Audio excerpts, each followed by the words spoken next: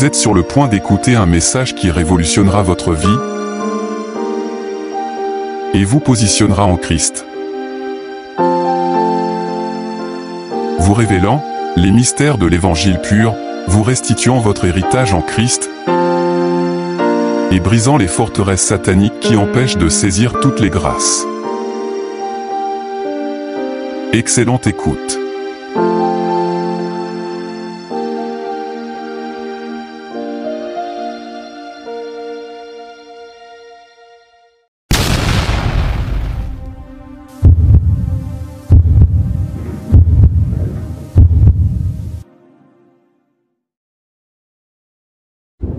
Ma parole et ma prédication ne reposaient pas sur des discours persuasifs de la sagesse, mais sur une démonstration d'esprit et de puissance afin que votre foi fût fondée, non sur la sagesse des hommes, mais sur la puissance de Dieu.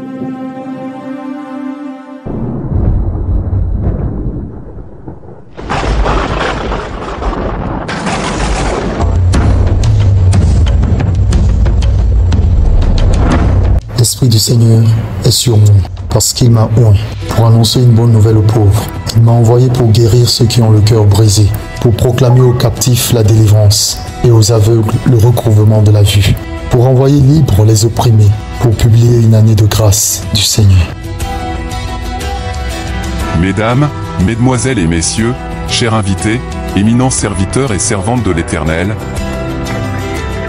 nous allons accueillir le serviteur du Seigneur Jésus-Christ, leader de la MIREC, mission internationale pour le réveil et le rassemblement de l'épouse de Christ, et pasteur principal des églises d'ici dans le monde. Son mandat, 2 Timothée 4:1-2. Je t'en conjure devant Dieu et devant Jésus-Christ, qui doit juger les vivants et les morts, et au nom de son apparition et de son royaume, prêche la parole, insiste en toute occasion, favorable ou non, reprend, censure, exhorte, avec toute douceur et en instruisant. Nous recevons l'homme de Dieu, l'apôtre prophète Sédéc Emmanuel, sous vos acclamations.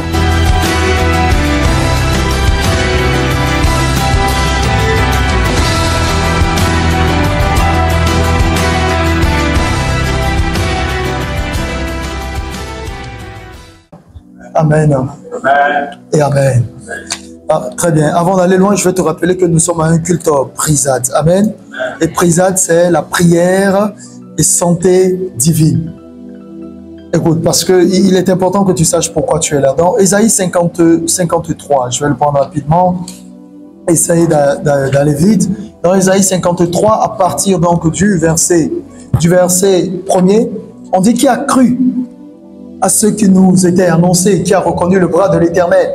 Il s'est élevé devant lui comme une faible plante, comme un rejeton qui sort d'une terre desséchée. Il n'avait ni beauté ni éclat pour attirer nos regards, et son aspect n'avait rien pour nous plaire. Méprisé et abandonné des hommes, homme de douleur et habitué à la souffrance, semblable à celui dont on détourne le visage, nous l'avons dédaigné, nous n'avons fait de lui aucun cas. Cependant, ce sont nos souffrances qu'il a portées, c'est de nos douleurs qu'il s'est chargé, et nous l'avons considéré comme puni, frappé de Dieu et humilié. Mais il était blessé pour nos péchés, brisé pour nos iniquités. Le châtiment qui nous donne la paix est tombé sur lui, et c'est par donc ces meurtrissures que nous sommes guéris. Amen. Amen. Et donc, je vais juste rappeler quelque chose pendant que tu es debout. Lorsque nous parlons de la prière et de la santé divine, la Bible déclare que c'est par les meurtrissures de Christ que nous sommes guéris. Quelqu'un comprend de quoi je parle? Et quand on dit nous sommes guéris, le prophète Ésaïe est en train de parler de cela, là, 600, 800 ans, même souvent 700, 550 selon les calculs, et dont il était en train de parler de cela. Ça veut dire qu'avant même que Jésus-Christ ne soit là, la prophétie disait déjà de lui que c'est par ces meurtrissures que nous sommes guéris. Quelqu'un comprend de quoi je parle? Donc on n'a pas dit que nous serons guéris, mais on dit que nous sommes guéris. Ça veut dire tout simplement que la guérison ne fait en vérité qu'atteindre la circonstance négative de la maladie. Et la maladie, qu'elle soit dans le corps, dans l'âme ou dans l'esprit, ou vice-versa. Mais de toutes les façons, la solution existe toujours avant le problème. Tu comprends de quoi je parle? Et l'apôtre Pierre va reprendre cela dans 1 Pierre chapitre 2, au verset 24. Mais avant le verset 24, il dira ceci, à partir du verset 19. Car C'est une grâce que de supporter les afflictions par motif de conscience envers Dieu quand on souffre injustement. En effet, quelle gloire y a-t-il à supporter de mauvais traitements pour avoir commis des fautes? Mais si vous supportez la souffrance lorsque vous faites ce qui est bien, c'est une grâce devant Dieu. Et c'est à cela que vous avez été appelés, parce que Christ aussi a souffert pour vous, vous laissant un exemple afin que vous suiviez ses traces. Lui qui n'a point commis de péché, et dans la bouche duquel il ne s'est point trouvé de fraude. Lui qui, injurié, ne rendait point d'injures, maltraité, ne faisait point de menaces, mais s'en remettait à celui qui juge justement. Le verset 24 enfin, lui qui a porté lui-même nos péchés en son corps sur le bois, afin que, mort au péché, nous vivions pour la justice, lui par les meurtrissures duquel vous avez été guéris. Avant que Jésus n'aille sur la croix, le prophète prophétisait et il dit, nous sommes guéris. Jésus part à la croix, il descend de la croix, il est ressuscité. L'apôtre Pierre dit, nous avons été guéris. Ça veut dire tout simplement, avant même que tu n'acceptes le Seigneur Jésus-Christ, la guérison est déjà disponible pour toi. Quelqu'un comprend de quoi je parle? Qu'elle soit dans l'esprit, qu'elle soit dans l'âme ou qu'elle soit justement dans le corps, la guérison est disponible. Nous sommes dans 2 Chroniques chapitre 20 à partir du verset 13. 2 Chroniques 20 à partir du verset 13.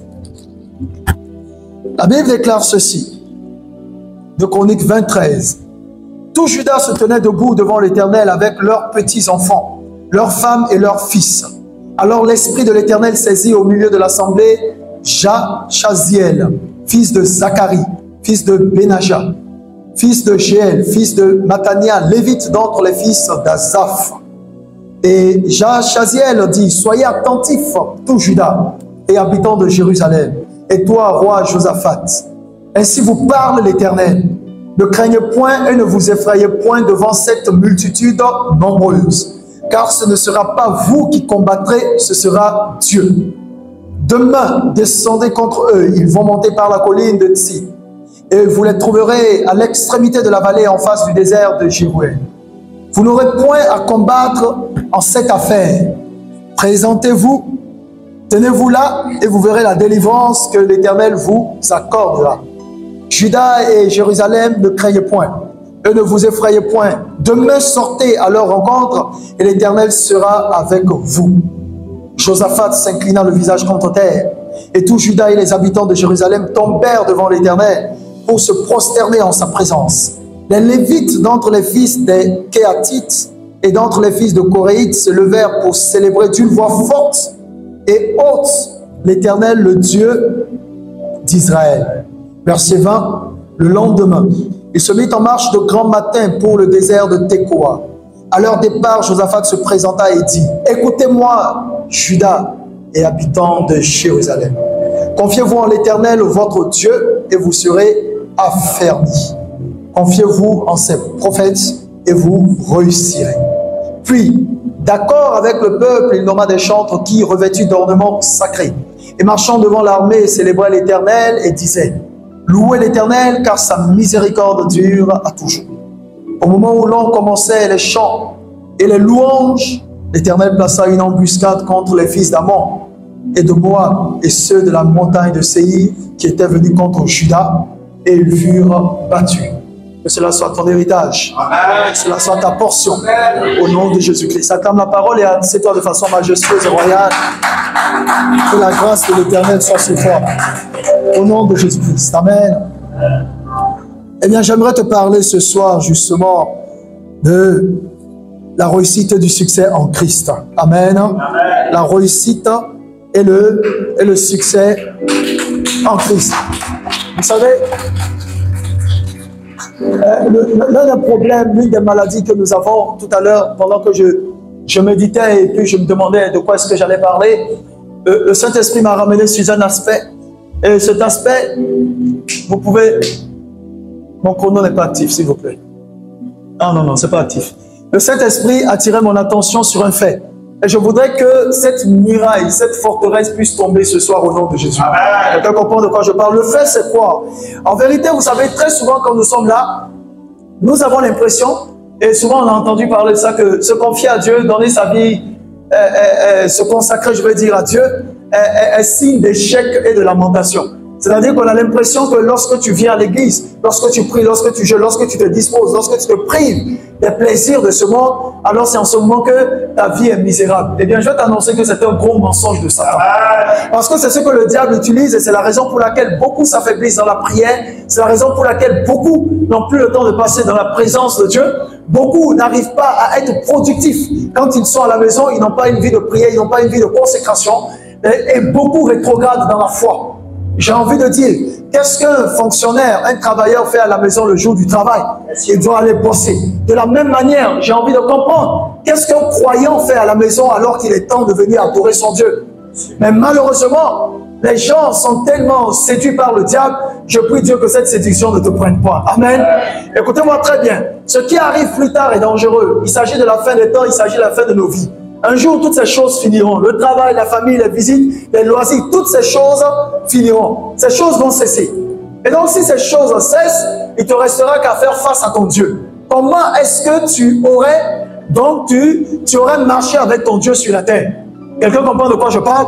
Donc, n'investis pas dans une vie éphémère. Jésus-Christ dira, ne vous amassez pas des trésors sur la terre où les voleurs, la rouille et toutes ces choses viendront dérober. Mais amassez-vous des trésors dans le ciel. Là où personne ne peut dérober, là où il n'y a pas de voleurs, là où il n'y a pas de terre. Est-ce que quelqu'un comprend de quoi je parle? Ce que je te demande, c'est de t'investir pour le Seigneur. Si tu veux avoir un avenir glorieux et radieux, investis-toi dans le Seigneur. Venir comment ça s'appelle, rester à la maison, ouvrir sa Bible et simplement dire 2 petits mots de prière, ça ce n'est pas la prière. Ça ce n'est pas la foi chrétienne. Tu ne réussiras pas ta vie comme ça. Vous comprenez ce que je dis, les amis? Tu ne réussiras pas. Ça, il faut te détromper. Tu ne réussiras pas. Et il faut que nous parvenions à enlever cela dans la pensée des gens. Parce que le diable donne des enseignements contraires. Si tu restes à la maison, Dieu est avec toi, Dieu est avec toi. Non. Écoute-moi. La Bible dit, n'abandonnez pas vos assemblées.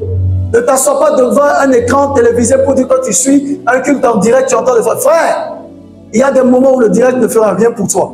On a besoin de l'impact du contact physique. Si tu as la capacité, si tu as la possibilité de te retrouver dans une assemblée, alors lève-toi et va retrouver l'assemblée. Et ne te limite pas seulement à être dans l'assemblée, mais retrouve-toi aussi à faire quelque chose dans la maison de Dieu. Quelqu'un comprend de quoi je parle? Parce que le service que vous accomplissez dans la maison de l'Éternel, c'est ce service qui parlera en votre faveur.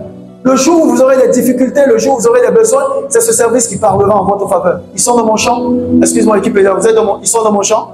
Très bien. C'est ce service qui parlera en votre faveur. Donc, il est très important que vous puissiez faire énormément attention à votre vie.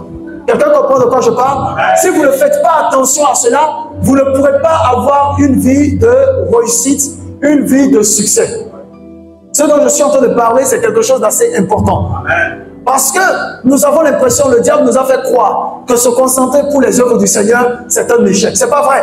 Et vous n'allez jamais voir l'occultiste jouer avec ses fétiches. Jamais.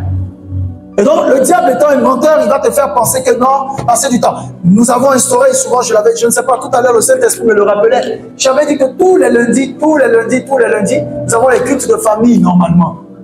Où on devrait prier, vous êtes à la maison, vous priez, mais est-ce que c'est respecté? Je ne pense pas. Si tu es seul, je vais te dire que tu constitues encore seul ta famille. Donc, il faudrait prendre le temps de prier. Il faut préparer ton avenir. Parce que tu es investi dans ton futur à partir de ton présent. Vous comprenez ce que je dis, cher ami? Il faudrait que le diable arrête de nous faire croire que servir Dieu, ça nous rend médiocres. Moi, je ne crois pas en ça. Tous ceux qui ont servi le Seigneur dans la vérité, dans la discipline, dans les saintes écritures, ont été toujours bénis. Ils ont toujours été bénis. Donc, c'est un mensonge que le diable nous raconte de nous faire croire que quand on se consacre à Dieu, on échoue, n'a pas le temps. Que ce ne soit pas ton cas. Ah ben, dis bien amen à la parole. Je bénis Dieu. La dernière fois, j'étais en train de suivre un culte d'un homme de Dieu. Il a 72 ans, un multimilliardaire, un pasteur multimilliardaire qui expliquait combien il a 40 ans il a plus de 40 ans de ministère. Il expliquait combien est-ce que Dieu l'a béni et tout. Mais tu le vois à 72 ans d'âge, il transpirait dans son costume, prêchant, debout. Ces genres de personnes peuvent dire vanité de vanité. Quand je dis il est milliardaire, c'est un multimilliardaire en Christ. Il est béni, il est prospère. Mais cela ne l'empêche pas de tenir le micro et de parler de la part de Dieu. Je ne vois pas par où est-ce que tu seras béni si ce n'est que dans la présence de Dieu. Amen. Oui, tu peux être béni dehors par un travail sans être connecté à Dieu, mais c'est une malédiction. Parce que toute bénédiction qui ne vient pas de Dieu, c'est une malédiction. On voit combien de personnes qui en vérité font semblant d'être heureux. Ces personnes font semblant d'être heureuses, mais au fond, quand tu regardes dans leur cœur, elles sont malheureuses. Elles n'arrivent pas à fermer les yeux, tout simplement parce que le diable les maintient. Écoute-moi très bien, le Dieu que nous servons a la capacité, il a l'aptitude, il a toutes les compétences requises pour nous rendre heureux sur la terre. Et tous les versets de la Bible, la plupart des versets de la Bible nous démontrent combien de fois Dieu nous aime et il prend soin de nous. Tout ce que tu dois faire, c'est de chercher à récupérer ton héritage en Christ et à vivre une vie pleine de gloire et de bonté. Quelqu'un comprend de quoi je parle? Donc revois ta manière de parler. Moi, j'ai un Dieu qui me parle à tout moment, qui me parle des autres à tout moment. Et quand il ne me parle pas, je reste calme, je reste patient, jusqu'à ce qu'il vienne me dire quelque chose. Je te parle de la réussite et je te parle du succès. Je reviens dans le livre de 2 Chroniques chapitre 20. 2 Chroniques chapitre 20, le texte que nous venons de lire tout à l'heure. Et je reviens d'abord très rapidement sur la pensée de Josaphat, qui était un chef en lui-même. Que Dieu te donne un chef courageux, un leader de foi. Amen. Pas des leaders pleurnichards et des personnes qui vont abandonner la barque. Dans 2 Chroniques chapitre 20, à partir du verset 20, la Bible dit que le lendemain, ils se mirent en marche de grand matin pour le désert de Tekoa. À leur départ, Josaphat se présenta. Josaphat fit quoi? Il se présenta parce qu'il était le chef. Donc il fallait qu'il passe un message. Il était le capitaine. Il fallait qu'il dise quelque chose pour encourager le peuple. Je suis venu t'exhorter, donc je suis venu t'encourager. La prophétie sortira tout à l'heure. Les paroles que le Seigneur m'a données pour toi, je te les donnerai. Mais c'est à toi de voir ce que tu fais de toutes ces paroles qui sortent. Quelqu'un entend ce que je suis en train de dire? Les paroles du Seigneur sont toutes affermies. Écoute-moi très bien. Jésus-Christ dira, vous ne pouvez rien faire par vous-même. Ce ne sont pas tes prières qui te gardent des pièges de l'ennemi. Je vais te dire la vérité, c'est la grâce de Dieu.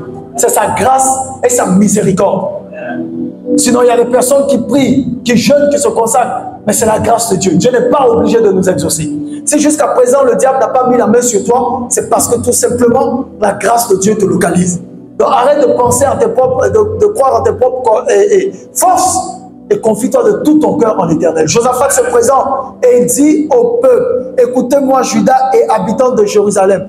Première chose, confiez-vous en l'Éternel. Confiez-vous en l'Éternel. Se confier en l'Éternel signifie mettre toute sa confiance en Dieu. N'attendre que lui, n'espérer que tout de lui. L'ami que tu auras, la personne qui doit t'aider, c'est Dieu qui touchera le cœur de cette personne. Sans cela, c'est impossible pour toi de t'en sortir. Tu comprends de quoi je parle? Donc, tout commence par lui. Dieu d'abord. Dans Exode 20, lorsqu'on parle des 10 commandements, il dit, tu aimeras l'Éternel ton Dieu de tout ton cœur, de toute ton âme, de toute ta force et de toute ta pensée.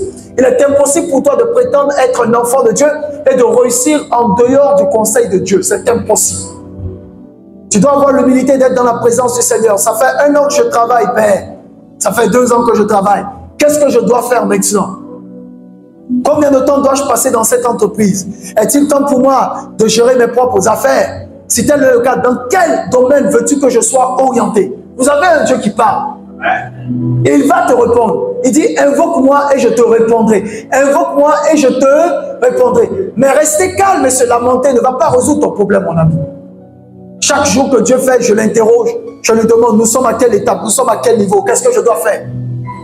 Parce qu'il est très important de connaître l'ordre du jour. Tu te lèves le matin, Saint-Esprit, de quoi est faite ma journée? Par quoi est-ce que je dois commencer? Donc il dit, confiez-vous en l'Éternel. Et se confier en l'Éternel a une conséquence fâcheuse. Je veux dire positive.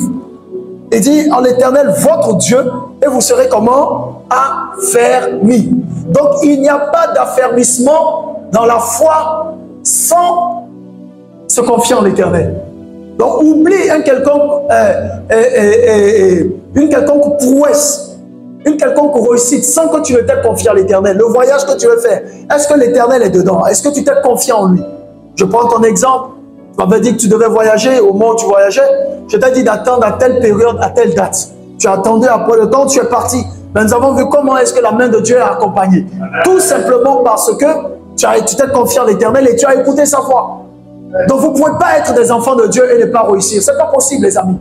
Le plus grand problème que beaucoup d'entre nous avons, c'est que nous ne sommes pas obéissants à la parole de Dieu. Nous pensons que par notre stratégie, nous pouvons atteindre les objectifs. Ce n'est pas vrai.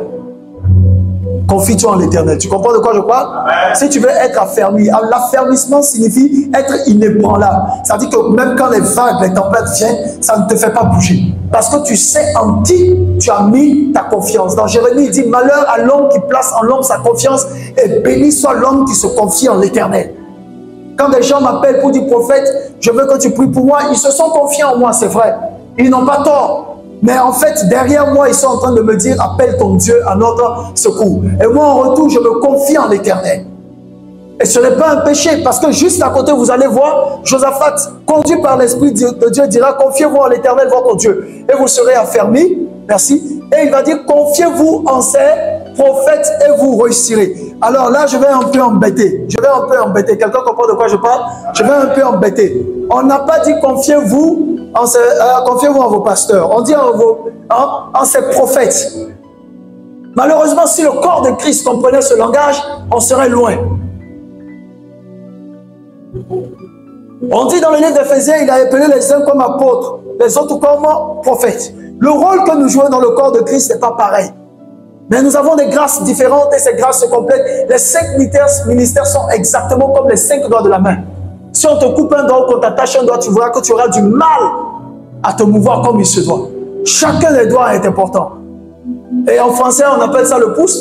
Celui-ci, l'index majeur, l'auriculaire, n'est-ce pas? Et l'annulaire du moins, et l'auriculaire. Très bien. Et chacun d'entre eux a une fonction précise. Et Dieu est tellement sage, il est tellement intelligent, pasteur Saba, qu'il a veillé à ce qu'ils n'aient pas tous la même taille. S'ils étaient égaux, s'ils avaient la même taille, tu ne parviendrais pas à attraper. Donc ça veut dire que Dieu sait pourquoi il a voulu que l'un soit petit. Pourquoi l'autre doit être comme ça, ainsi de suite, ainsi de suite, ainsi de suite. Quelqu'un comprend de quoi je parle? Chacun a son rôle à jouer. Et si dans le corps de Christ, on le comprenait, on laisserait au prophète de faire ce qu'il doit faire.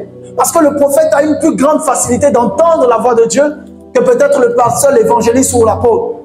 Je vous dis la vérité. On ne choisit pas d'être prophète, on est prophète. Et souvent, certains, Dieu les appelle en leur accordant le don prophétique.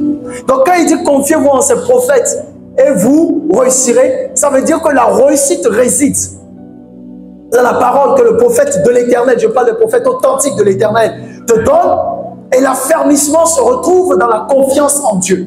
Si vous comprenez ce que je suis en train de dire. Donc, en d'autres termes, il est en train de dire, vous ne pouvez pas réussir. Si vous vous confiez en l'Éternel, il n'y a pas de problème, vous serez affermi. Mais ça ne suffit pas. Être affermi, c'est être enraciné. Être affermi, c'est être positionné. Mais pour réussir, regarde bien ce que je t'explique.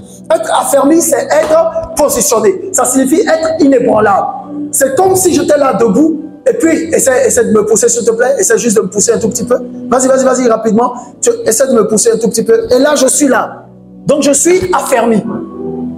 Donc, même s'il m'amène à gauche, m'amène à droite, je ne bouge pas, je suis affermi. Sauf que, étant affermi, tu fais du surplace. L'affermissement ne suffit pas. La réussite t'engage à bouger et à avancer tout en demeurant ferme. Ah, tu n'as pas encore bien compris. En fait, quand tu es affermi, ta foi tient. Mais ça ne suffit pas pour que tu puisses avancer. Pour qu'on puisse parler de réussite, on doit voir tes exploits. On doit voir les œuvres que tu as accomplies. Et donc, tu es obligé d'avancer. Mais quand il te dit donc, il faut être affermi, c'est-à-dire aie confiance en Dieu. Pendant que tu avances, garde ta confiance en Dieu. Mais avance quand même. Pour faire confiance en Dieu, tu fais du surplace. Ce que je dis, ce n'est pas pour les enfants. Parce que les petits, les bébés dans la foi, ils ne comprendront pas cela. Quelqu'un dira, mais qu'est-ce que le prophète raconte? Il dit, confiez-vous en ces prophètes et vous réussirez. Pour réussir, il faut poser des actes. Et pour poser des actes, il faut évoluer, il faut avancer. Pour que ton business marche, il faut que tu achètes des marchandises. Il faut que tu aies de nouveaux clients. Il faut que tu te déplaces pour rencontrer certaines personnes. Tu ne peux pas seulement rester sur place comme ça et dire que ça va marcher. Non. Ça ne marchera pas comme ça. Tu dois négocier, tu dois sortir, signer des contrats. Vous comprenez ce que je dis? Et tu dois réussir dans ça. La réussite viendra du fait que maintenant tous les produits que tu présentes seront consommés. Mais pour cette réussite, tu as besoin d'être attaché au prophétique. Parce que c'est la foi prophétique qui te donnera la direction à suivre. Quand il n'y a pas de voix prophétique, on ne sait pas. Et cette voix prophétique et l'affermissement et la voix prophétique, ces deux sont englobés, c'est-à-dire ils sont enroulés dans une seule chose, la foi. Si Hébreux chapitre 11, le verset 1er définit la foi comme étant la ferme assurance des choses qu'on espère et une démonstration de celles qu'on ne voit pas, moi je te définis la foi dans un contexte très simple. La foi, c'est la révélation. Je reprends. La foi, n'oublie jamais ça. Parce que si vous vous limitez à ce que la Bible est écrit, vous n'allez pas vous en sortir. Il est écrit tout simplement, la lettre tue, mais l'esprit vivifie. L'esprit te permet de décortiquer dans la profondeur ce que la parole est en train de dire. C'est la raison pour laquelle nous avons dans l'église beaucoup de personnes qui sont mortes spirituellement. C'est-à-dire qu'ils n'arrivent pas à bouger, tout simplement parce qu'elles n'ont pas de révélation. La foi, c'est la révélation. Et le mot révélation signifie quoi? Dieu te donne une parole qui te permet de bouger, qui te permet de t'engager. Regarde, Pierre, il dit en sortant du bateau, il dit, Seigneur, si c'est toi, ordonne que je vienne. Il pose une condition. Si c'est toi, ordonne que je vienne. Et l'Éternel lui dit, viens. Le Seigneur Jésus lui dit, viens. Et donc quand il se met en marche, parce qu'il a entendu, viens, ça lui a donné la foi. Ça lui a révélé qu'il peut donc se déplacer et avancer. Qu'est-ce que Dieu tente de te dire?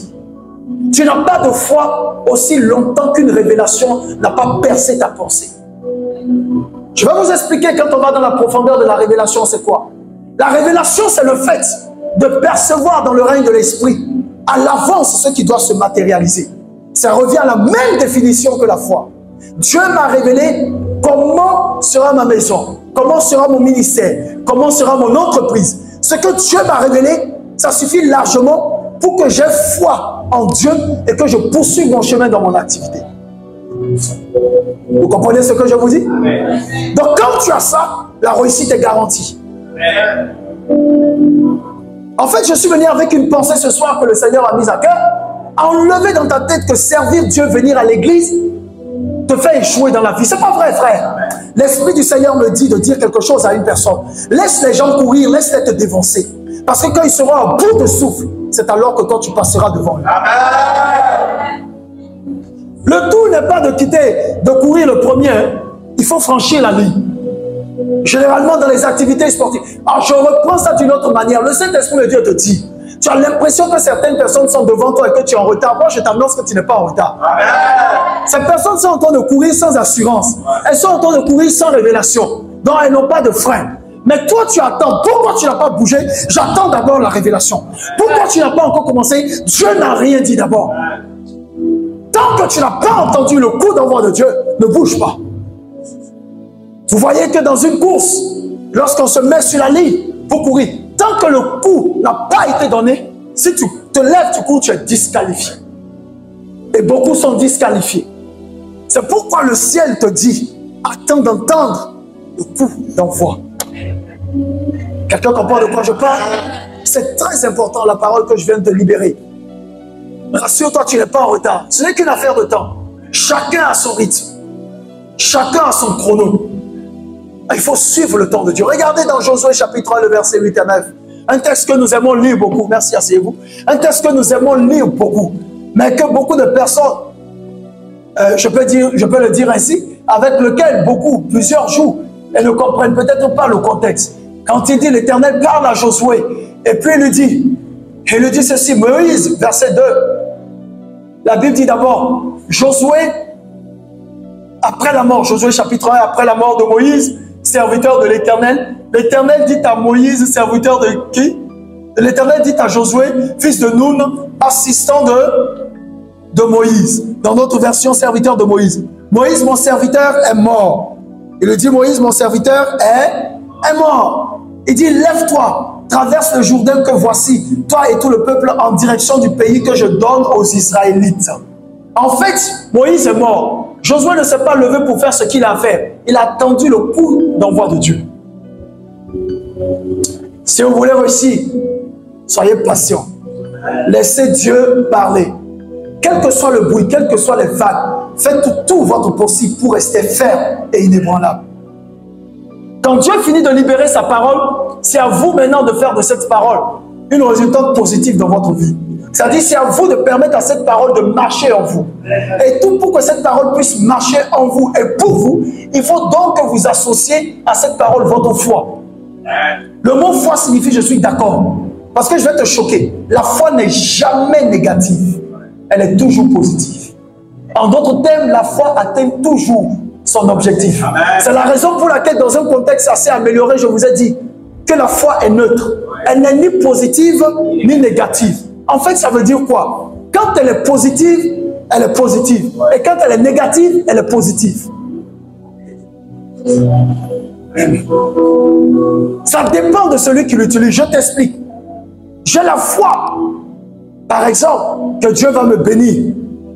On est d'accord? Et cette foi va effectivement me conduire à la bénédiction que Dieu a prévue pour moi. De cette même manière, le voleur qui vient voler chez toi, il a la foi qu'il va voler ta télé. Il ne réussit pas? La foi n'a pas donc marché.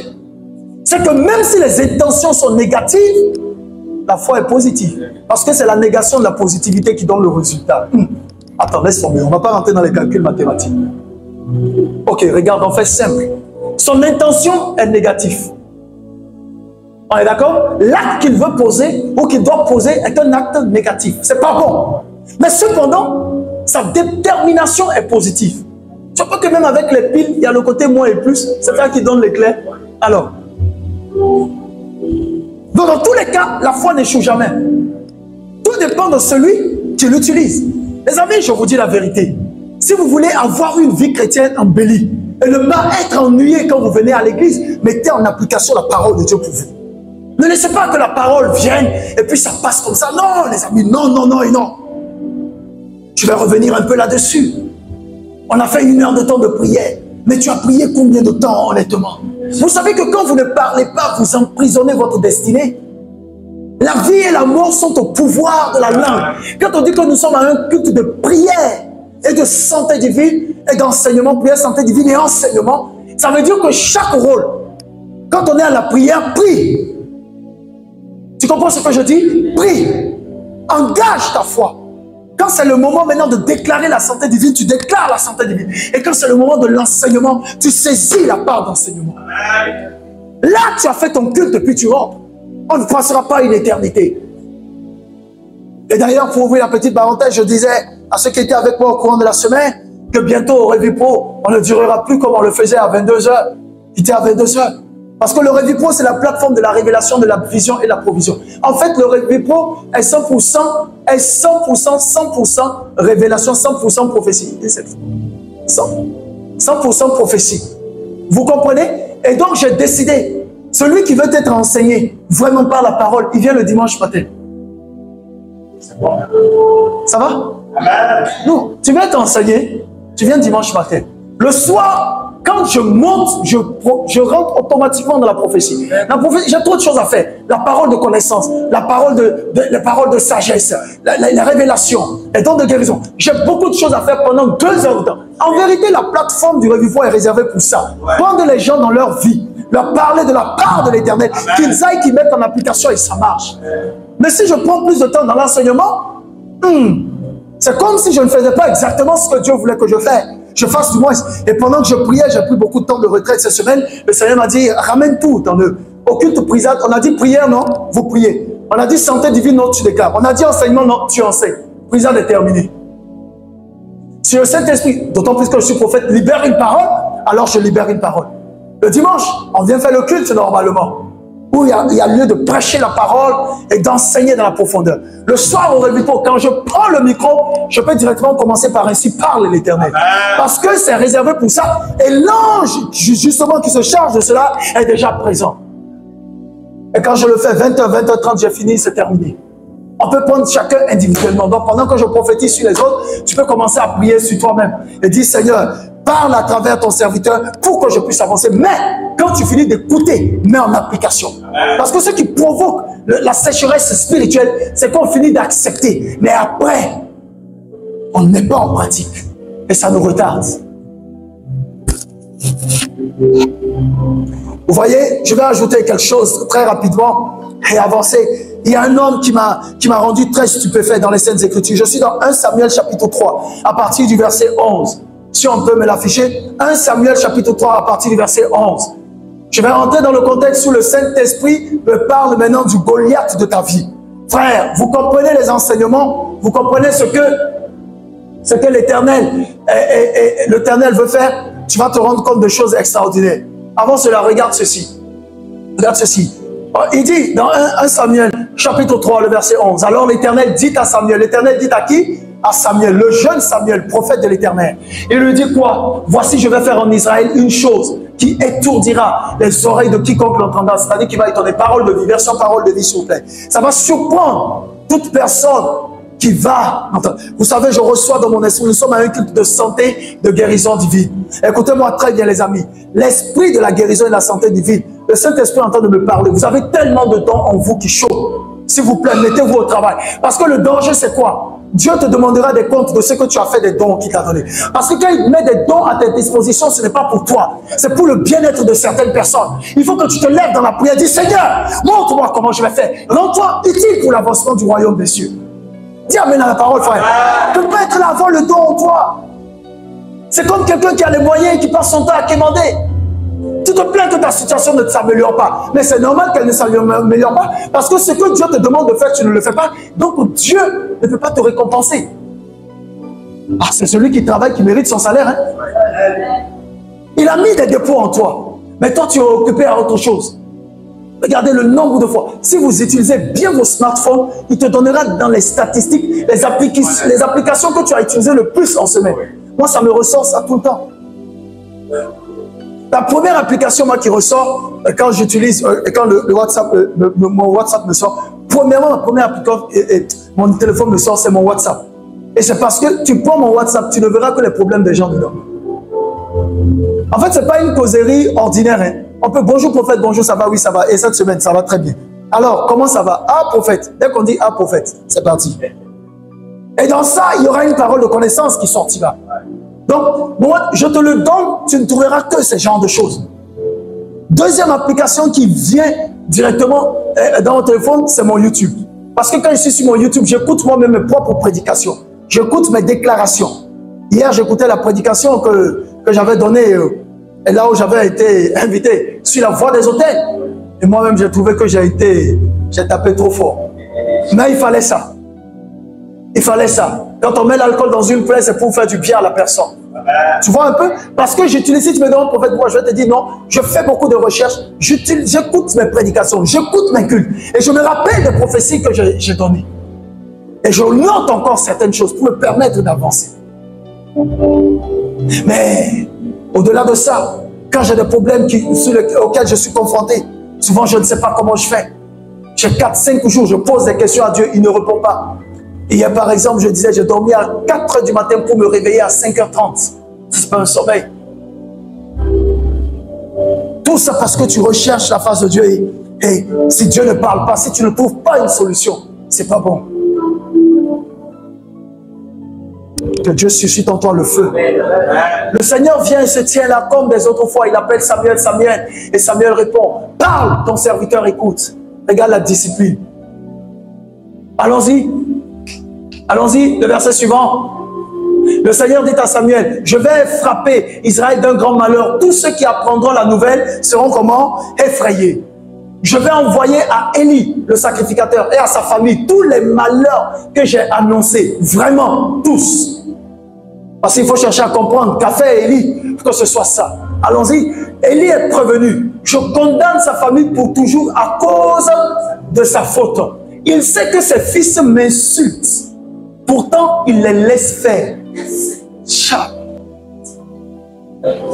Élie qui est sacrificateur de tête. Voici pourquoi, excusez-moi les amis, certaines personnes n'aiment pas ma tête. Je ne peux pas te permettre d'insulter mon Dieu. Frère, soit je te mets sous discipline, soit je te chasse de l'église. Parce que l'insulte vient du diable. Tu ne peux pas déshonorer mon Dieu. Ça veut dire que je ne peux pas aller chez toi et faire ce que je veux. Tu vas te dire, tu vas me dire, prophète, ici, ce n'est pas chez toi. Et ici, c'est la maison de l'Éternel. On se comporte exactement comme le veut l'Éternel. Je ne veux pas te faire plaisir pour avoir des soucis avec Dieu. Frère, si tu n'es pas content, va ailleurs. Va ailleurs et tu vas avec ta poisse et ta malédiction. Ici, nous sommes des fils de Dieu. Nous sommes des enfants du royaume. Et nous marchons dans la discipline, dans le respect et la crainte du nom de l'Éternel. On ne peut pas être dans la maison de Dieu et faire ce qu'on veut. Excusez-moi. Que Dieu bénisse tous les gens. Mais imagine tout de suite, toi, tu vas à la mosquée et puis tu veux rentrer avec tes chaussures. Le principe de la mosquée veut à ce que tu enlèves ta chaussure et tu rentres. Même si c'est l'imam, il n'est pas assez audacieux pour entrer avec sa chaussure. Ah, ce qui va se passer après, les gens ne regarderont pas que c'est l'imam. Mais frère, il y a des ordres, il y a des principes qu'on ne boycotte pas.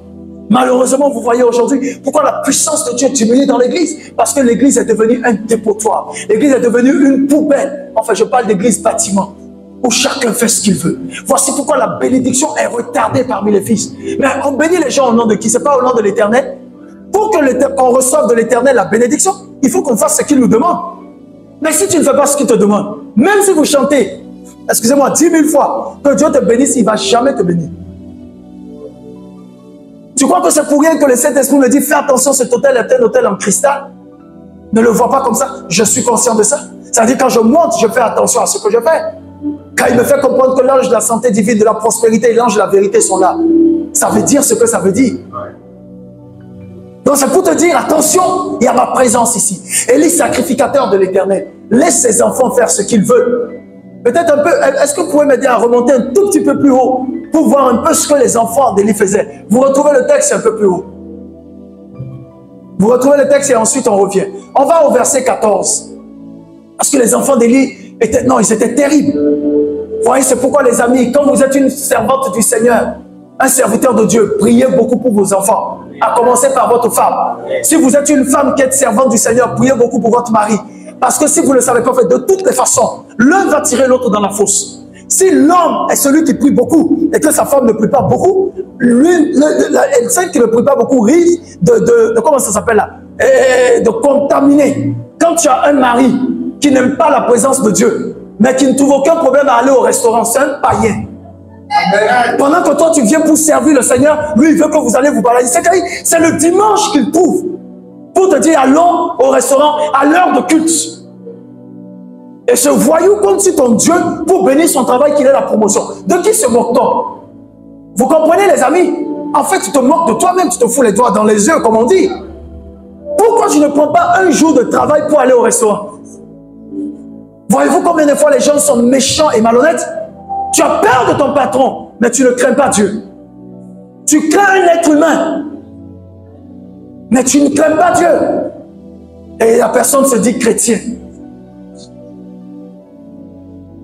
C'est là que je peux dire pitié à cette personne.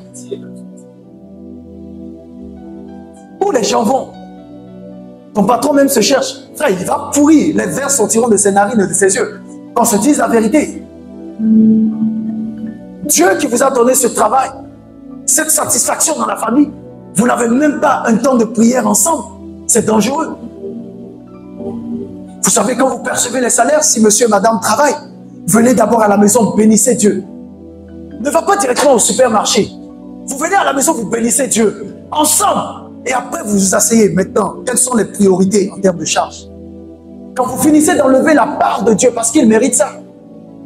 Quand vous l'honorez, le reste là, bouffez, réjouissez-vous. Il est content quand vous mangez comme ça. Le dévoreur ne peut rien. Mais quand tu perçois ton salaire de la banque, tu vas directement acheter une robe de 90 000. Oh non, chérie, je t'aime. La robe va prendre feu. Elle va s'asseoir sur quelque chose. Une pointe va déchirer. Et puis ses fesses seront dehors. Non, là, il n'y a pas de pitié. Dieu d'abord. Oh non, il est amoureux. Chérie, je passais et puis j'ai vu cette robe. J'ai vu cette robe. Alors que depuis, on te dit de cotiser pour l'église. Tu n'as pas sorti 90 000 de robe. Hein? Ah ouais, mais quand c'est la robe, tu finis de faire pour Dieu d'abord. Écoutez-moi très bien, je vais vous le dire. Ça peut vous déplaire, mais moi, je suis un fils du royaume. De toute façon, je m'en fous. Moi, je prêche, et puis je prêche, et puis je prêche, et puis je prêche, et puis je prêche.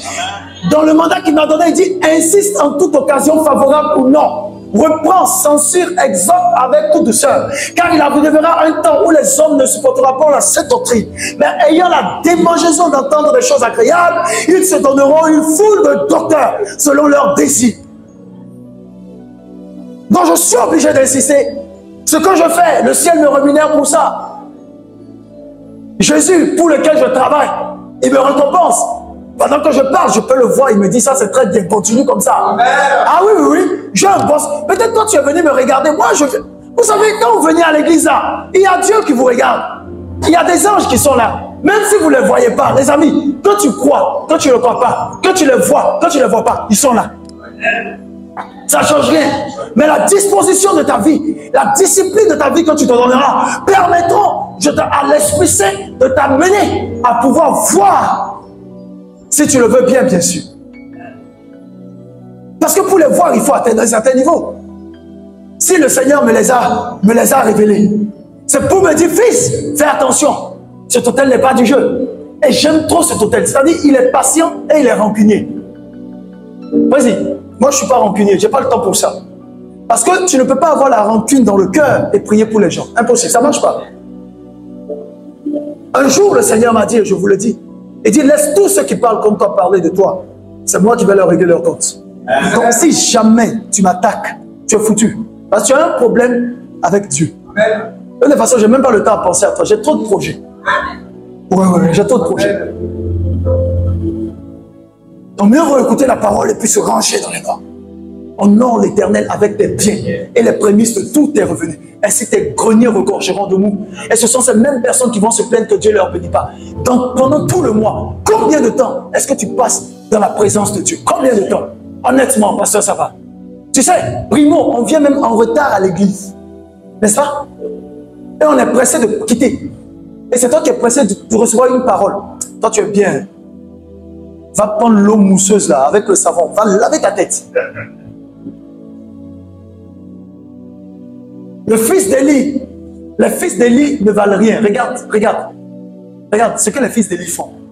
Ils ne valent et ils ne reconnaissent pas l'autorité du Seigneur. Quand on dit que tu ne vaux rien là, c'est grave, hein? Fils de sacrificateur. Le sacrificateur, il entend Dieu lui parler. Frère, je vous dis la vérité, vous qui voulez être serviteurs et servants de Dieu, commencez à prier pour vos enfants. Commencez à prier pour vos conjoints. Ah, tu as vu Job? Maudit Dieu et meurt. Comme j'ai dit, laisse-moi me remarier. Comment on peut maudire Dieu et meurt et mourir? Tu peux dire maudit Dieu et meurt. Quand il était le plus riche là, il n'y a pas de problème. Hein? Mais quand les épreuves sont arrivées, c'est pourquoi n'importe quelle église qui veut grandir doit passer par le phare. Elle doit être tamisée. Pourquoi les gros là, ils restent là, on les jette. Et puis les personnes légères qui ont le cœur doux, le cœur d'enfant de Dieu, cette personne-là passe par le filet et qu'on les retienne. La vie est ainsi faite. Même tes amis, il faut les trier. Les employés, trie-les. Trie tout. Tout se trie. Les contacts, les relations, tout se trie. Est-ce que tu vas ramasser du n'importe quoi? Tout. Sauf si tu ne veux pas. Mais quand tu le veux ou pas, ça va te rattraper. C'est une vérité dans la vie. Je dis toujours que les pires ennemis ont été d'abord des meilleurs amis. C'est pourquoi que Dieu vous garde dans la loyauté. Que Dieu vous garde dans l'intégrité. Qui a voulu renverser Dieu? Ce n'est pas le diable. Sa propre créature. Comme certains disent, c'est moi qui t'ai fait. C'est grâce à moi que tu manges. C'est grâce à moi que tu es venu dans ce pays. C'est grâce à moi qu'aujourd'hui tu as ceci. Tu as déjà oublié parce que l'homme oublie vite. Le cœur de l'homme est très ingrat. Mais vous ne soyez pas comme ça. Soyez des modèles de loyauté. C'est là où j'aime Shadrach, Meshach et Abednego. Le meilleur message n'est pas la délivrance que l'Éternel leur a accordée. Non. Parce que quand on regarde la délivrance que l'Éternel leur a accordée, ça c'est rien. C'est l'Éternel. Il fait plus que ça. L'Éternel, on sait que lui, il fait toujours des choses extraordinaires. Le meilleur message relatif à Shadrach, Meshach et Abednego et à Daniel lui-même dans la fosse au lion, c'est pas que l'Éternel ait fermé la bouche. Non. Le meilleur message, c'est que Shadrach, Meshach et Abednego ont refusé de mourir de déloyauté. Qu'est-ce qui les a tués? La déloyauté. Comment? Ils disent, même si l'Éternel ne nous délivrait pas, roi, sache, avec tout le respect qu'on a pour toi, que jamais on ne va s'incliner devant toi. Ça s'appelle la prise de position et d'opposition. Vous devez être des personnes comme ça. Le langage de la foi veut ça. Je vous dis la vérité. Daniel est resté ferme. Ceux du peuple qui connaîtront leur Dieu agiront avec fermeté. Je donne un exemple. Ce n'est pas pour haranguer les gens. Si tu sais que ta bénédiction est ici, ne permet jamais à quelqu'un de te faire sortir. Que cette personne sorte elle-même. Va-t'en toi seul. J'ai la conviction. Parce que je vous le dis, tout ce qui n'est pas le produit d'une conviction est un péché. Même si nous sommes amis. Mon ami, ici j'ai ma bénédiction. Donc, écoute, si tu veux, nos chemins se séparent là, il n'y a pas de souci. C'est là que je serai si tu es vraiment mon ami. Les affaires du ciel, les affaires de la spiritualité, on ne joue pas avec les amis. Les affaires d'hôtel, on ne joue pas. J'avais mal, j'ai demandé la permission à l'homme de Dieu quand j'étais dans son assemblée en prêchant. Parce que j'allais lâcher une bombe. Mais il fallait que je lâche la bombe. Et je l'ai lâchée. Vous savez, quand je suis sorti de là, un jour, le Seigneur m'a dit, tu n'as pas encore prêché tes meilleurs messages. Et attends quand tu vas me voir dans les stades remplis. Tu sauras que le prophète, il ne ferme pas sa bouche. Je ne peux jamais fermer ma bouche devant les Écritures. Je sais quand je vais mourir, tu ne peux rien contre moi. Je sais quand je vais quitter la terre, tu ne peux rien contre moi. Amen. Tu t'amuses, tu meurs. Amen. Lorsque le Seigneur me donnait la prophétie sur ma présidence, il m'a dit tout opposant qui va vouloir t'empêcher à monter, sa voiture fera un tonneau. Note ça, quand il serait à la magistration suprême, tu vas te rappeler, je t'ai dit ça. Amen. Ça veut dire que tu le veuilles ou pas, je passe avec les voix de tout le monde. Même si tu es opposant, tu es obligé d'assumer. Tu n'as pas le choix. Ma tête ne te plaît pas, mais c'est Dieu qui m'a mis là-bas, tiens, et puis ne bouge pas. Ça s'appelle la foi. Amen. Donc, une fois que Dieu parle, le reste, je m'en fous. Ce qui m'intéresse, c'est Dieu. Qu'est-ce que Dieu dit? Les opinions des hommes, je ne fais rien avec. Malheur à l'homme qui place en l'homme sa confiance. Béni soit l'homme qui se confie en l'Éternel. Tu comprends ça? Amen. Que Dieu te rende comme ça. Amen. Tu verras que si tu as ce type de caractère, le diable ne pourra pas venir te blaguer. Le diable sait qu'il blague. Il y a des gens comme nous là, il ne peut pas nous blaguer. Jamais, frère, jamais. Jamais. Il faut être ferme dans ta résolution. Il faut savoir ce que tu veux. Regarde, il dit, ils ne valent rien, ils ne reconnaissent pas l'autorité du Seigneur. Et regarde, ils sont quoi? Ils sont quoi? Tu veux t'asseoir, papa, ici? Ils sont quoi? Ils sont prêtres. Pourtant, voici comment ils agissent. Ils sont prêtres. Hein? Ils sont prêtres.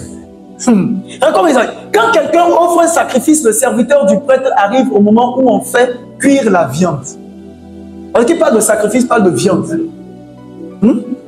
C'est ça. Bon mouton. Bonne chair. Il tient dans sa main la fourchette à 3 dents. La Bible, là, elle précise les choses. Fourchette à 3 dents. À 3 dents. Les bons cuisiniers savent ça. Il y a les fourchettes là, qui sont à 4 dents peut-être. Il précise parce que les couteaux même ne sont pas pareils, non?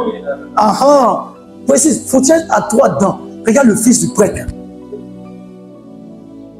Fils de prêtre. C'est-à-dire, ça, c'est le fils du pasteur, si tu veux. Le fils du prophète. Et tu ne peux pas savoir comment je bombarde mes enfants dans le spirituel. Celui qui va venir, essaye de faire le contraire de ce que je suis. Tu vas retourner chez Dieu. Avant même d'atterrir dans le ventre de ta maman. Non, ça n'arrivera pas. Ça ne peut même pas arriver. Dieu a trop confiance en moi. Ça ne peut pas arriver. Je les ai tous vus dans le spirituel. Et ma fille, et mon fils. Je les ai vus comment ils sont calmes, sages. Et ça, c'est bien. Et le jour où le Seigneur m'a montré ça, je leur ai dit au ciel, si vous n'êtes pas comme ça, je ne veux même pas vous voir sur la terre. Vous ne viendrez pas. Et puis, toi, tu ne vas pas venir mettre la honte à mon ministère. Ça ne va pas, non? Ton papa est un gaillard dans la foi et toi, tu trembles. Je vais délivrer certaines personnes. J'ai dit au Seigneur, si tu me donnes une femme peureuse, je vais lui imposer les mains, quoi. Attends, nous, on parle de foi, toi, tu trembles. Tu as quel problème? Mon mi-tremble. Regardez, il faut prendre des gens qui sont à votre image et selon votre... C'est pourquoi souvent quand vous regardez là, vous sentez que là où vous êtes là, ça ne vous ressemble pas. Mon ami, sort de là. Et moi, je ne sais pas quel langage je vais vous parler. Quand quelque chose de t'arrangement, ça te dérange forcément. Comment tu peux être dans une chaussure qui ne t'arrange pas? Tout ça, tu es là, tu pousses seulement. Mon ami, enlève et puis tu jettes. Ce n'est pas ta pointure. Tu es 39, tu vas porter 45. On fait comment dans ça? Et puis tu es en train d'intercéder. Au nom de Jésus, raccourci. Elle ne va jamais raccourcir. On met sachet. Tu peux 17 chaussettes pour que ça arrive au bout. Mon ami, enlève. Va donner à celui qui chausse du 45.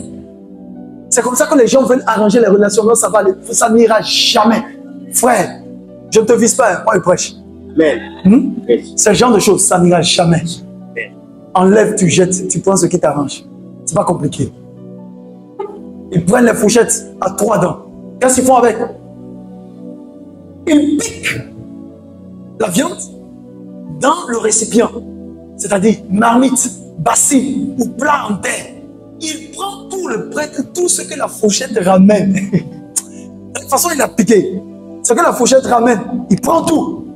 Les fils d'Élie agissent ainsi avec tous les Israélites qui viennent au lieu saint de Silo. Silo, c'était là où on rencontrait l'Éternel. L'Éternel était présent là-bas. Et il faisait ça. Élie savait. Il savait très bien. Mais il ne disait rien à ses enfants.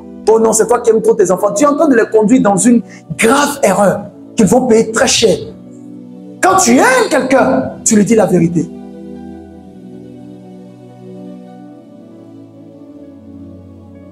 Je conseille avec un fils. À part ici, tu étais là, non? Au cours de la semaine. Et puis il disait que le prophète, certaines personnes disent que, ils disent quoi? Que je parle de leur vie, non? C'était devant toi, non? On était en bas, non? Tu me regardes, moi. J'ai le temps de parler de ta vie. Toi, tu as même quelle vie? Tu n'as rien, ton compte en banque, quelle vie? Tu te cherches, on va parler de toi. Là, des pauvres rancuniers, aigris. Tout à l'heure, avant de commencer à prêcher, là, il y a peut-être m'a montré un combat de milliardaires. Mark Zuckerberg contre Elon Musk. Ça, on peut parler de ça. Les gars ont l'argent jusqu'à dire qu'ils ne savent même pas ce qu'ils veulent faire. Maintenant, ils veulent faire parler. C'est de ça on parle. Toi, tu es pauvre, ringard, affreux. C'est quand tu dis au nom de Jésus, même on fuit. Quand tu lèves la main vers le ciel pour bénir Dieu, il y a plein de cicatrices, de galères. C'est que ta main n'est pas douce, ta main n'est pas douce, ta main n'est pas douce. Et puis moi, il fait parler de toi. J'ai dit, il y a des qualités de personnes. Écoute, moi je prêche. Il y a des gens, quand toi tu cuisines, non? Quand cette personne la pète à côté de toi, tu le très mauvais. Ça dépend de la qualité de la nourriture. Il y a des gens, quand ça sort, tu as l'impression, tu dis qui a allumé la clim? C'est des personnes comme ça nous on parle. Ah, ne gâtez pas mon nom. J'ai regardé le frère là. Tu étais là, non? C'était avec toi. J'ai ri. Après, je voulais me fâcher, j'ai dit non. En fait, il y a des gens qui veulent se donner un peu de la valeur. Parce que si tu sais que le prophète parle de toi, ça te donne un peu de points. Il y a un pauvre type comme ça. Je n'ai même pas le temps pour toi. Mon ami, on parle des gens, tu comprends, non? Tu as vu, quand Jésus est mort, sur le chemin d'Emmaüs, là, on ne parlait pas de Judas. Jésus est venu parmi eux, il dit, mais de qui parle-vous? Il dit, mais toi, tu ne sais pas. Je suis de Nazareth. La Bible dit que sa renommée se répandait partout. Regardez, il faut acheter des loudspeakers, des haut-parleurs puissants. Parce que quand Dieu va commencer à me bénir, mon pied ne touche pas le sol. Ma démarche va changer. La vraie démarche va sortir. Ouais, ça, on doit laisser. Si tu n'es pas content, je m'en fous. Parce que quand je prêchais, je transpirais. Toi, tu étais où? Je suis en train de payer le prix. J'investis dans mon futur à travers mon présent. Je mène les combats de foi qui vont m'amener au sommet. J'aime bien quand on prend les photos, on met sur FB là, Facebook. Des années plus tard, il y a des gens qui vont aller faire recherche en bas, jusqu'à vont commencer à conjuguer les verbes au passé simple, de l'indicatif. Et quand j'étais, nous étions. Même maintenant, il y en a qui font ça. Oh, à l'époque, je connais le prophète. Mon ami, je ne te connais pas. Même si je te reconnais, à cause du niveau de la bénédiction, je dis, hey, excuse-moi, j'ai un trouble de mémoire post-traumatique. Il y a des gens, si tu les rencontres en rue, à cause de ton niveau, fais semblant de ne pas les reconnaître. Mais je te dis que c'est moi. Voilà, tu dis, non, t'étais là, c'est même bon. C'est clair, je sors même ma tête. Je dis, prophète, je dis oui. Bonjour. Mais comment tu vas? Mais ça fait longtemps. Excusez-moi, c'est qui, s'il vous plaît? Non, tu ne me connais pas. Ouh là là, vous êtes agressif là. Sécurité. Papa, il va sortir son token. Alors, allô, ici Delta, le prophète est agressé. Toi, je suis à côté de toi et tu penses que je suis ton vieux pote du quartier. Prophète, hé, frère, la sécurité va te soulever.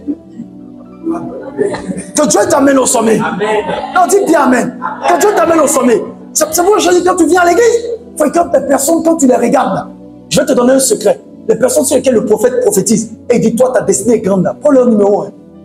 Yes. Chaque semaine, une fois par semaine, coucou ma chérie. C'est pour prendre de tes nouvelles. Il y a quoi? Il n'y a rien. Ça s'appelle être intelligent. L'homme prudent. Oh. Mais est-ce que c'est la future première dame? Tu sais ça? Tu comprends? Tu prends son numéro, tu es gentil. Parce que la prophétie poursuit la personne tous les jours. Mais vous allez voir, les sorciers de l'église et des sorciers indisciplinés, ils réfléchissent. Même Satan poursuit les gens qui ont de grandes étoiles. Exemple, Jésus. Mais à l'église, quand on prophétise sur quelqu'un et que son étoile est grande, c'est en ce moment quand tu sors. Regarde des gens sans ambition. En fait, je ne t'aime pas, et ça va, parce que ça va, je ne t'aime pas. Mais l'homme de Dieu a prophétisé sur toi. Et à partir de ce moment, je suis amoureux de toi. Allons, toi ou moi, nous sommes les meilleurs amis. Toi, tu ne peux pas savoir qui est assis à côté de toi ou qui est assis. Est-ce que tu sais par qui la solution de ton problème viendra? Donc, il y a des personnes. Il y a un tableau là qu'on a affiché en bas. Je suis sur le point d'écrire la liste de tous les commerces de l'église. Je mets ton nom et puis je dis esprit de commérage. Je reconnais tant. Et je mets ton nom plus ton numéro. Et je mets alerte. Oui. On va mettre personne bénie, personne à suivre. Esprit de bagarre. On met ta photo à côté. Donc, même quand un nouveau vient à l'église, il regarde, il dit, tiens, la dernière fois, j'ai pris un bidon. J'ai pris un bidon. Le bidon d'eau, là, papa Yves. J'ai percé le bouchon sans l'ouvrir. Et puis, j'ai agité. J'ai mis la mousse dedans. J'ai mis du sel dedans. J'ai mis du citron dedans. Et puis, quelqu'un a vu ça, il m'a dit, prophète, c'est pourquoi. J'ai dit, à chaque culte de réveil, pourquoi à chaque fois que je prêche, il a commencé à me balader avec cette bouteille-là. Donc, quand il vient à côté de toi, tu dors. Puis tu... Oui, je vais te flinguer. Ça y est, je viens à côté de toi. Avant la fin du culte, tu es mouillé. Ça, c'est si je suis gentil. Hein. Si on veut prendre l'eau qui sent mauvais là, je vais le mettre dedans. Je viens à côté de toi, fanfou. Quand tu vas au Radisson, là, toi, tu dors. Oui. Je vais arroser les gens. Comme ça, tu vas entendre dans Bamako, il y a un prophète. Quand tu vois mon bidon, on dirait biberon, plus tétine. Quand je viens à côté de toi, c'est pour deux choses. Ça, c'est pour t'arroser. Ça, c'est pour t'arroser. Dans tous les cas, si tu dors, tu seras arrosé. Parce qu'il y a des gens, il faut les forcer à être bénis. Tu comprends ce que je dis? Investis dans ton futur à travers ton présent. Investis dans les paroles de connaissance. Investis dans des dons spirituels. Je vous ai dit la dernière fois, vous avez tellement de dons, vous pensez que Dieu vous rendra riche à travers et comment ça s'appelle, les recherches et les batailles que vous faites. Non, les dons qui sont en vous sont vos sources de provision. N'oubliez jamais ça. Les talents qui sont en vous sont vos sources de provision. Qu'elle me le permette, je parlais avec une de mes filles. Ça, je le dis parce que en fait, au moment où je causais avec elle par WhatsApp, le Saint-Esprit a provoqué un déclic dans mon esprit. Et il m'a donné une révélation, en fait, que je n'avais pas. Mais puisque c'est édifiant, je vais en parler. Elle est là, mais elle va m'excuser, c'est rien de grave. Et puis elle me disait, on était en train d'échanger. Et puis elle me dit qu'elle a 1 million de dettes. Bon. En même temps, le Saint-Esprit travaille mon esprit. Il dit non. Tu sais, quand tu as 1 million, tu es appelé millionnaire. Quand tu dépenses 1 million, tu es aussi appelé millionnaire. Le millionnaire, c'est depuis celui qui dépense des millions ou qui a des millions. C'est-à-dire qui gagne ou qui dépense des millions. Ça va? Et donc, en cause, normalement, ça c'est rien. Mais le Saint-Esprit me dit en même temps, il dit, regarde bien cette phrase. Ça c'est la dette, non? Il dit, mais est-ce que tu sais que spirituellement, normalement, c'est ce que la personne devait gagner? Bon, maintenant, pourquoi est-ce que c'est l'effet contraire qui se produit? Et il me dit, tu vois, quand on dit que le voleur ne vient qu'au dérober, égorger et détruire. En fait, Satan, au lieu de laisser que tu sois, c'est-à-dire que tu aies 1 million actuellement de compte et d'argent dans ton compte, il te donne 1 million de crédit. Mais quand Dieu regarde, c'est pas normal. Maintenant, je vais te dire, si tu as 1 million de crédit, c'est que tu es riche? Non. Non, comprends ce que je dis. Si tu as 1 million de crédit, c'est que tu es riche. Mais tu es riche du mauvais côté.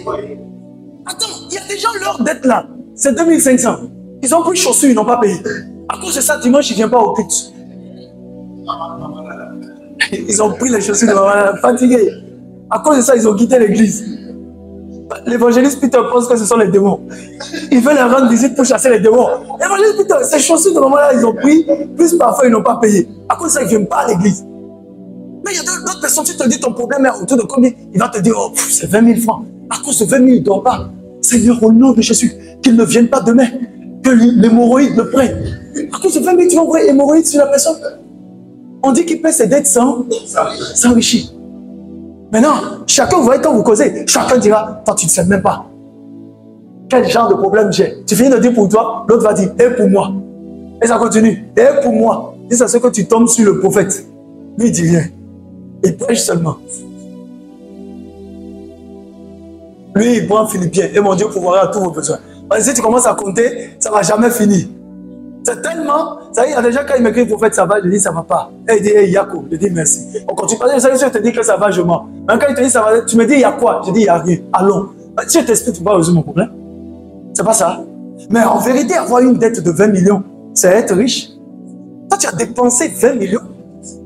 Bon, maintenant, et si on faisait le calcul, et au lieu de dépenser 20 millions, c'est-à-dire de perdre 20 millions, tu économisais plutôt 20 millions. Renverse la formule.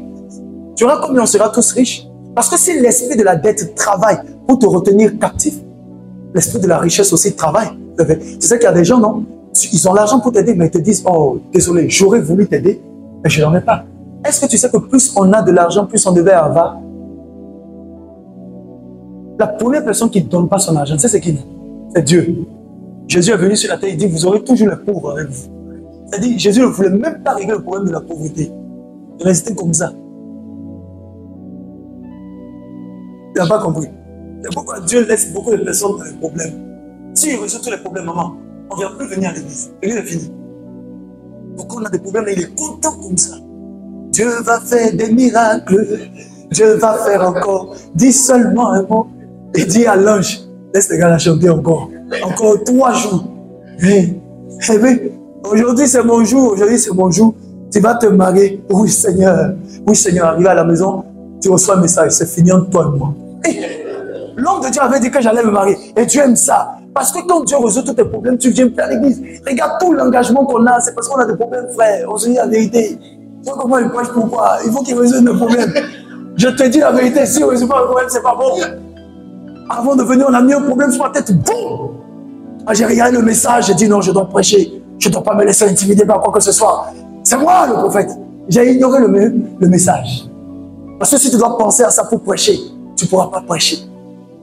Tu comprends? C'est la manière de Dieu de te manifester son amour. Tu savez ce qu'il a fait à Job? Job est devenu tellement riche. Job pensait que lui, il a eu la retraite. Dieu a envoyé problème sur lui. Il a tué tous ses enfants, tous. Et il a donné d'autres enfants qui ont grandi encore. Et on dit que ses filles étaient les plus belles. Avis au pasteur qui pense que la beauté, c'est le diable. La beauté vient de Dieu. Parce que même Satan, à sa création, on l'a rendu beau. C'était très beau, avec des pierres. Ça va? Mais pas la beauté qu'on achète. Tu comprends, non? De l'autre côté, la beauté naturelle, donne l'éclat. Parce qu'il y a des gens, vous les regardez, elles sont belles de physique. Mais il y a un esprit noir. Tu n'as jamais vu ça? Il y a quelque chose qui pèse. Elle est jolie, mais tu sens, c'est la sorcellerie, quoi. Mais il y a d'autres personnes, elles ne sont pas jolies. En fait, selon toi, tes yeux. Mais ça dépend des yeux bleus, marrons qui regardent. Mais tu sens qu'il y a quelque chose qui dégage. Il suffit de les prendre avec les crèmes Yves de l'or, cosmétique, c'est fini. La peau change. Et tu te rends compte qu'il y a l'onction qui était cachée. C'est pourquoi on ramasse l'or, n'est-ce pas, dans la boue souvent, dans les profondeurs. Je vais revenir là-dessus, il a déjà dit ça, que Dieu nous donne tous de très bons savons. Amen. Que nos couleurs changent. Attends, tu vas voir d'ici, Canada, États-Unis, si je prêche là-bas, tu vois ma couleur. Et tu regardes les anciennes vidéos. Quand tu sauras qu'il y a une différence. Que la grâce de Dieu te permette d'investir en ton temps, de comprendre la faveur que Dieu veut t'accorder dans le principe de la réussite à travers la foi, pour que tu n'aies à envier personne. Je dis bien personne. Je dis bien personne. Même dans ta course, écoute-moi bien, tu ne fais la course avec personne, tu cours seul dans ton couloir. C'est pourquoi ne permettez pas. Tu sais ce qui fait mon plus grand défi? Ce ne sont pas les critiques. Hein. Non, ça c'est rien du tout. Tout au long du ministère, il y aura ça. Vous savez, le plus grand danger que j'ai dans le ministère, c'est que quelqu'un vienne me dire, regarde tel homme de Dieu, il a déjà construit son église, il a déjà fait ceci, il a déjà 10 000 membres. Ce n'est pas mon problème. On n'est pas pareil. Peut-être lui, Dieu lui a confié 100 000 membres, c'est son problème. Moi, on a confié 5-10 personnes, je me focalise sur les 5. En d'autres termes, ta course n'est pas ma course. Mais chacun court dans son couloir. Et le plus important, c'est d'atteindre tes objectifs. Vous comprenez ça? Et donc les fils, ils volaient. Regarde au verset 15. Je vais accélérer et atterrir pour toi. Au verset 15. Et on dit de plus, avant qu'on brûle la graisse de l'animal, le serviteur du prêtre, asseyez-vous, vient quelquefois trouver l'homme qui offre le sacrifice. Et il fait quoi? Il lui dit, donne-moi de la viande à rôtir pour le prêtre. Il n'acceptera pas de toi de la viande cuite, mais seulement de la viande comment? Crue. Verset 16. Si l'homme lui répond, il faut d'abord brûler la graisse, ensuite tu prendras ce que tu veux, le serviteur du prophète lui dit, non, donne-moi cette viande maintenant, sinon je la prends de force. Et à comment les enfants d'Élie se comportent.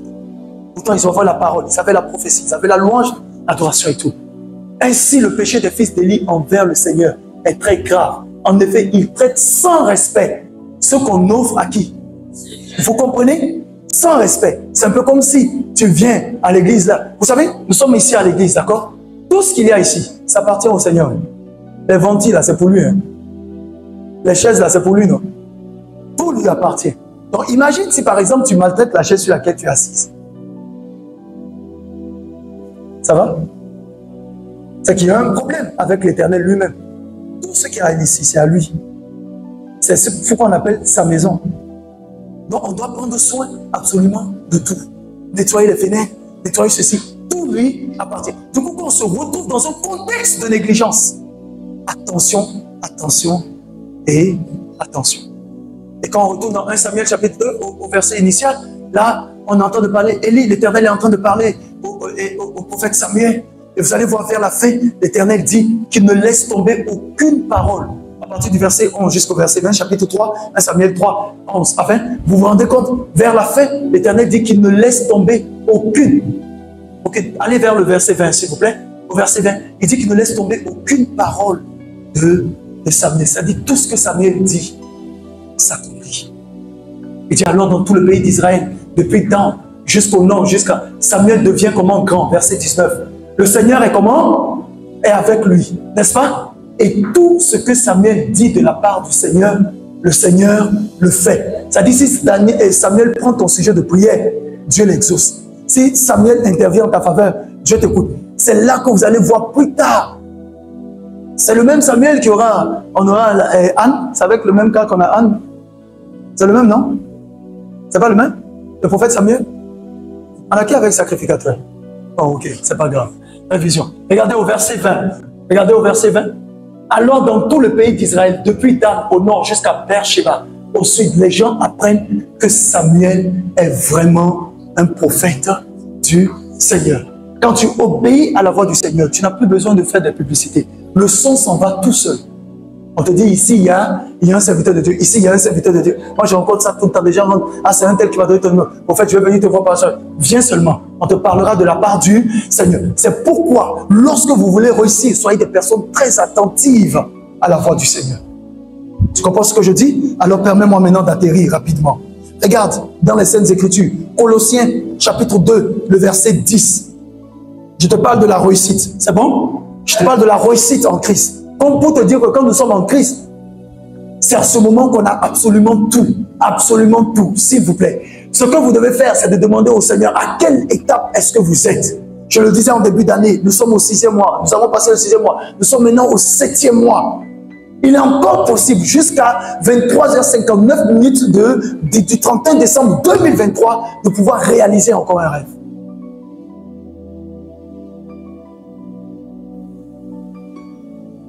Et revenez au verset 1er. Au verset 1er de Colossiens chapitre 2. Je vais voir. Oui, je vais vous faire savoir ceci. Je dois lutter durement pour vous, pour les chrétiens de la Odyssée et pour tous ceux qui ne m'ont jamais vu de leurs yeux. Je veux qu'ainsi leur cœur soit plein de courage, qu'ils soient unis dans l'amour et totalement remplis de quoi? D'intelligence. Que l'intelligence soit ton partage. Non, redis-le bien, que l'intelligence soit mon partage. Je répète, que l'intelligence soit ton partage.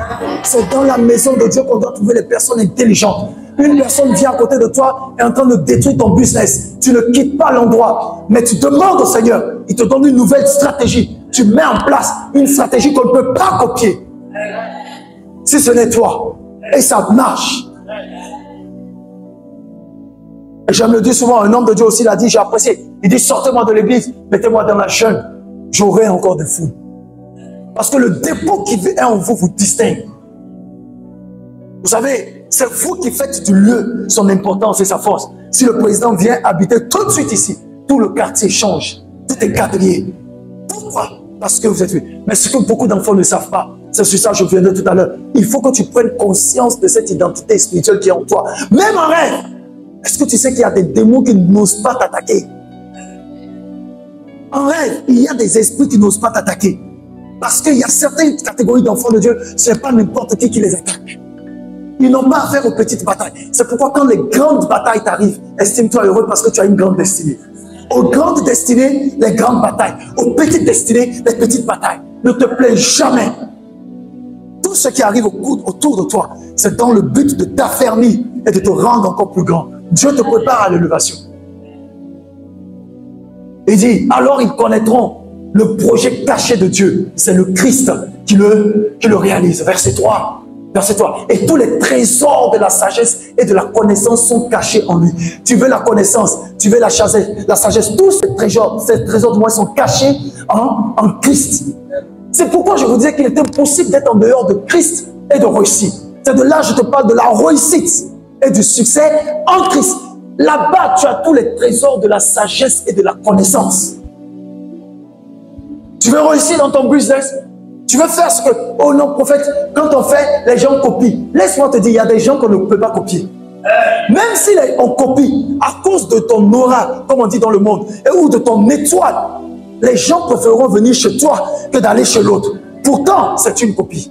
Parce que tu as quelque chose qui te distingue en ton sein. La connaissance de Christ donne la lumière. Ça ne rend pas sombre, ça ne rend pas obscur. C'est pourquoi je dis que tu n'as pas besoin de te pervertir ou de te dénaturer pour pouvoir atteindre des objectifs. Quand vous comprenez les richesses que nous avons en Christ, je te garantis, les billets de banque te cherchent sans que toi tu n'aies besoin d'eux. Je vous dis la vérité. Mais quand tu ne connais pas ça, c'est toi tu te mets à chercher les billets de banque. Ça ne marche pas comme ça. Le verset 4 dit ceci. Aux Corinthiens, je dis cela pour que personne ne vous trompe à faire quoi? De beaux discours. Donc on ne te raconte pas des histoires. Toutes les connaissances, les sagesses sont cachées en Christ. Regarde, verset 5, il va dire maintenant. Bien sûr, je suis loin de vous, mais mon cœur est avec vous. Je suis content de voir que chez vous, tout se passe dans l'ordre et que votre foi au Christ reste comment? Solide. Que ta foi reste comment? Solide. Et il dit, vous avez reçu le Christ Jésus comme Seigneur. Eh bien, vivez unis à lui. Il faut vivre unis à Christ. Quand tu vis unis à Christ, rien ne te... Eh, cet esprit, rien, absolument rien ne peut t'étonner et tu es au-dessus de tout. Il dit, plongez vos racines en lui. Construisez votre vie sur lui. Si ta vie est bâtie sur Christ, comment un sorcier peut te bouffer? Vous comprenez ça? Le problème, c'est qu'à l'église, on veut bâtir nos vies selon ce que nous le voulons. Mais si ta vie est bâtie en Christ, c'est-à-dire sur la parole de Christ, sur les principes de Christ, tout ce que toi tu connais là, c'est Jésus-Christ là. Il est impossible que tu puisses échouer. La réussite et le succès t'accompagnent, très sûr. Sans une procès. Même si on te dit, sœur, je te vois réussir en disant, tu dis, reste calme, je suis déjà informé. Comme le prophète qui est venu me dire, prophète, le Seigneur m'a dit que dans 10 ans tout près, tu auras ton jet privé. Je dis, laisse ça. Ce n'est pas mon jet, ce sont mes jets. C'est-à-dire, j'ai plus de connaissances sur ce qui arrive. Donc, quand je regarde ça, je ne peux pas regarder. Vous savez, les promesses de Dieu te donnent de l'espérance. Même si la mort venait te prendre là, tu vas te rappeler de ça. Tu vas dire, Seigneur, je ne suis pas encore un peu dedans. Les promesses de Dieu te permettent d'affronter les défis de Satan et de tenir ferme. Même quand tout semble bizarre. C'est pourquoi n'oublie pas tes rêves que Dieu t'a donné. Note-les. Les esprits de la grandeur qu'il a mis. Note ça. Retiens ça. Et quand tu pries, prie en fonction de ça. Joseph n'avait pas oublié son rêve. C'est ce qui lui a permis d'aller au sommet. Sans avoir la nationalité du pays, il devient le premier ministre. Comment tu peux expliquer ça? Son père n'est pas égyptien. Sa mère n'est pas égyptienne. Il n'a aucun parent égyptien.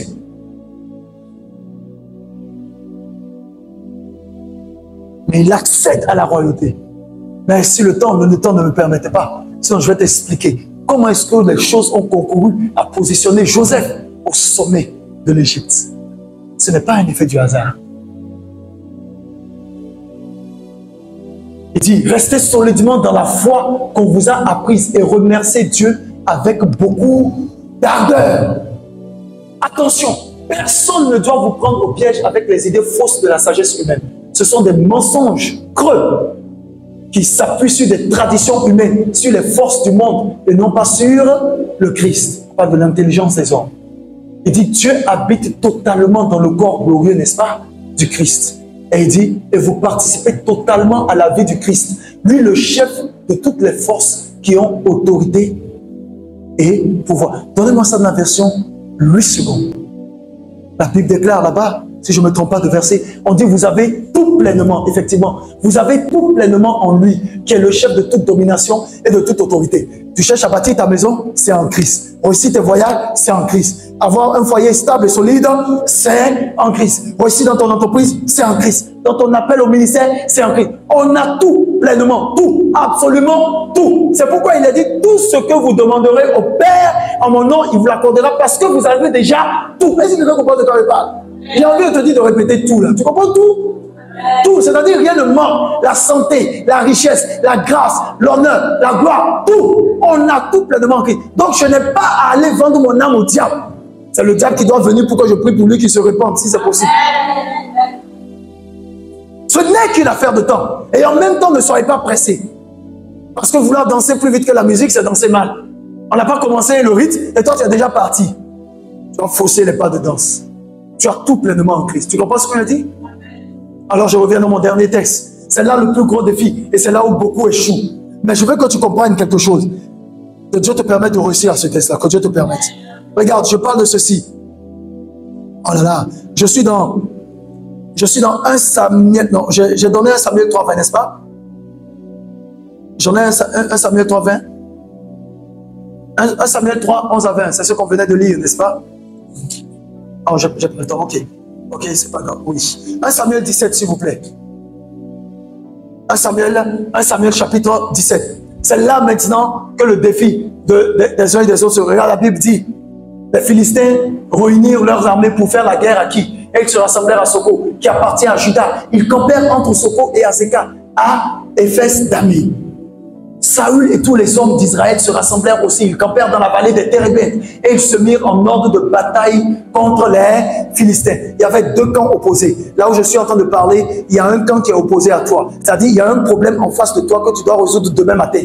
Pour certains, c'est tout de suite. Pour d'autres, c'est dans une semaine. Est-ce que quelqu'un comprend de quoi je parle? Pour d'autres, c'est dans 2 mois. Mais de toutes les façons, il y a un Goliath qui se dresse devant toi. Je te parle de la réussite et du succès en Christ. Si nous avons tout pleinement en Christ, ça veut dire qu'on n'a aucun problème à affronter l'armée de l'adversaire. Au verset 3, les Philistins étaient vers un homme. Allons-y. Revenez, remontez. Les Philistins étaient vers la montagne d'un côté et Israël était vers la montagne de l'autre côté. La vallée, un homme sortit alors du camp des Philistins et s'avança entre les deux. Est-ce que c'est toute l'armée qui est sortie? Non, c'est une seule personne qui est sortie. Un homme. Et il s'est avancé. Il se nommait comment? Goliath. Il était de Gath et il avait une taille de 6 coudées et un empan. Passons immédiatement dans la parole de vie pour que tout le monde comprenne de quoi on parle. On dit un soldat philistin quitte le rang et il s'avance entre les deux armées. Il cherche quelqu'un qui peut se battre contre lui. Ce soldat est de la ville de Gath, il s'appelle Goliath. Il mesure à peu près 3 mètres. Et sa tête là, ça sort d'ici. Les femmes qui aiment les hommes qui sont grands. Il y a encore des cousins de Goliath sur la terre. Si ça vous dit, posez vos candidatures. Est-ce que vous pensez que la sécurité se trouve là-bas? C'est pas toujours sûr, hein? 5, regarde ça. Sur sa tête, il a mis un casque de bronze. Il a des plaques de bronze autour des jambes. Il porte une cuirasse faite en écaille de bronze. Cette cuirasse pèse 60 kilos. Sur sa poitrine en travers, il porte une arme de bronze. Le bois de sa lance est gros comme la barre d'un métier à tisser. La pointe de fer au bout de la lance pèse plus de 7 kilos. Tu vois la lance là, la flèche qu'il y a au bout là. Comme ce qu'on met au niveau des maisons là. Le bout de 7 kilos. Imagine si ça rentre dans l'homme. Celui qui porte son bouclier marche devant lui. Lui, il doit être costaud. Hein? Transporter tout ça. Regarde. Goliath s'arrête et il crie aux soldats d'Israël. Vous mettez en ordre de combat. Pourquoi donc? Je suis un Philistin et vous êtes les esclaves de Saoul. Choisissez parmi vous un homme pour lutter contre moi. Il demande qui? Un homme, pas beaucoup. Un homme. Regarde. Et s'il arrive à me battre et s'il me tue, les Philistins deviendront vos esclaves. Mais si c'est moi qui arrive à le battre, et si je le tue, c'est vous qui deviendrez mes esclaves. Le combat est lancé. Au verset 17 du même livre, au verset 17 du même livre, revenez, allez-y au verset 17 immédiatement, la bataille est menée. Regardez ce que Goliath va faire. Chaque jour, pendant 40 jours, il se plaint devant le peuple d'Israël pour les insulter. Regarde, la Bible dit, un jour, Jessé dit à David, prends ce sac de grains grillés et ces 10 pains, va vite au camp militaire, tu les donneras à tes frères. D'accord? Là, c'est David qui est en train d'arriver par hasard. Par hasard, c'est la raison pour laquelle, mon ami, il faut être prêt à tout, prêt à tout. Tu ne sais pas à quelle occasion la grâce de Dieu va te visiter. Vous comprenez ce que je suis en train de vous dire? Sois prêt à tout. Ce que tu sais faire, fais-le bien. Le jour où on va te dire, montre-moi ce que tu sais faire. Ce même jour, tu fais tes preuves et tu es embauché quelque part, je ne sais pas. Mais moi, je ne veux pas que tu sois embauché quelque part. Je veux que tu embauches les gens. Parce que si tu dois être embauché quelque chose, tu ne seras jamais riche. Moi, je bannis ça de ton esprit au nom de Jésus. J'ai dit au Seigneur, chasse tous les gens qui travaillent à la DCC dans les entreprises. Chasse-les là-bas. Qu'on les chasse. Qu'on les chasse. Et je prophétise, on va te chasser. Au nom de Jésus. Ouais, parce que je sais que dans le principe, si tu restes là-bas, tu ne seras jamais riche. Tu seras pauvre. Tu seras pauvre. Tu seras pauvre. Sortez-moi le texte où Jacob a dit 20 fois, tu as changé 10 fois mon salaire. Tu es un escroc. Je vais t'expliquer que quand on te paie le salaire, là, tu as des problèmes. Quand tu es ton propre patron, tu te lèves quand tu veux. Tu vas au boulot quand il veut. Et c'est même pas ça qui m'intéresse. Tu prends les vacances qui te plaisent. Allez à la plage. Et le comptable regarde, il dit, le patron dépense trop, c'est ton argent. Le patron, on dirait que ce mois-ci, vous avez trop dépensé, c'est ton argent. Tu vois, non? Tu es libre de faire ce que tu veux. Et tu bénis Dieu. C'est ce genre de bénédiction que je te souhaite. Là, pour prophète, je ne peux pas venir à l'église parce que mon patron, quel patron? Et puis tu n'as même pas dit ça à un prophète. Tu n'as pas remarqué, quand Dieu veut appeler ses serviteurs-là, il les rend indépendants économiquement. Si on doit compter, regarde, imagine ton prophète, tu arrives au bureau, et puis il y a un païen qui ne se lave même pas bien, et qui sent mauvais, qui appelle le prophète. Oui, mais viens ici, Emmanuel. Je t'ai demandé ça. Et tu vois ton grand prophète qui dit, chef, excusez-moi, moi-même. Parce que je vais taper dans son derrière, dans ses fesses-là, il va savoir que je suis oint. Parce que les oints de l'éternel, regardez, vous tous, vous devez travailler si vous êtes des hommes de Dieu, mais ayez pour vous-même, ayez pour vous-même. Parce que votre bouche là, vous avez une onction. Vous pouvez être avec les gens et puis vous courez et dire, excusez-moi. Hey, c'est pour un temps je tolère. Il arrive des moments, 2024, une colère va m'animer. De prophétiser sur le chômage de tout le monde. Comme ça, tu auras ton propre boulot. Je connais dans le livre des Proverbes, on dit que les païens viendront travailler pour toi et tu vas prendre leur richesse. Si tu ne connais pas la parole, moi je la connais bien. C'est anormal qu'un enfant de Dieu travaille pour des gens, pour les rendre riches. C'est anormal. La réussite et le succès, nous l'avons en Christ Jésus. Le problème, c'est qu'on ne regarde pas dans la bonne direction. Vous voyez, le mémorial de l'agneau que nous prenons la Sainte Seine, si tu comprenais bien ce que ça faisait dans la vie, chez toi, ton frigo serait rempli de pain et de vin. Pas pour te saouler, mais pour communier avec Christ. Si tu te saoules, ça aura un effet contraire. Quand David, je raccourcis l'histoire, quand David arrive là-bas, essaie de lire à votre niveau, et tu descends à la partie où il demande quelle récompense accordera-t-on à celui qui va trancher la tête de ce monsieur. Les amis, écoutez-moi. Partout, la réussite doit vous accompagner. On ne parle pas de réussite sans récompense. Tu sais, non? Parce que ça va. Je peux aller dans d'autres pays et je serai mieux à l'aise. Les fidèles, tous les soirs, il faut amener des gros moutons. Parce que je vais donner des prophéties de moutons lundi, de bœufs mardi, de chameaux mercredi. Et tous les soirs, j'aurai une table bien garnie. C'est très simple. Quand Dieu t'a donné l'onction, il n'y a même pas de problème. Maintenant, tu as une momie à côté de toi que tu prends, qui pèse 52 kilos. 2 mois plus tard, elle fait 75. On ne comprend pas. Parce que quand Dieu donne la grâce, il augmente la graisse. Quand Dieu donne la grâce, il augmente la graisse. Tu sais comment je sais? Le sacrificateur Élie, la Bible dit, celui que Dieu a dit qu'il va le punir, là, il était assis sur son fauteuil, il était en forme. Tellement il pesait, il est tombé, sa tête s'est cassée. Je peux bien le faire. Mais il faut être exactement là où Dieu veut que tu sois à une saison donnée de la vie. On ne brûle pas les étapes avec Dieu. David posera la question et il dira, quelle est donc la récompense qui est réservée à celui qui va... Et on va dire, on donnera à cette personne la fille du roi. Et la fille de qui? David est la fille du roi. Donc, c'est à partir de maintenant, je coupe la tête de Goliath, je deviens le gendre du roi. Ça, c'est une petite affaire. Là, comment Dieu donne les raccourcis. La réussite et le succès. Quand tu as Dieu avec toi, lui-même, il occasionne les circonstances pour te positionner. C'est ça la différence. De l'autre côté, c'est toi qui cherches comment tu vas faire. Mais à son côté, c'est lui qui positionne les choses. En fait, la sortie de Goliath ne consistait uniquement qu'à élever David, c'est tout. C'est pourquoi tu dois voir en ton problème des opportunités.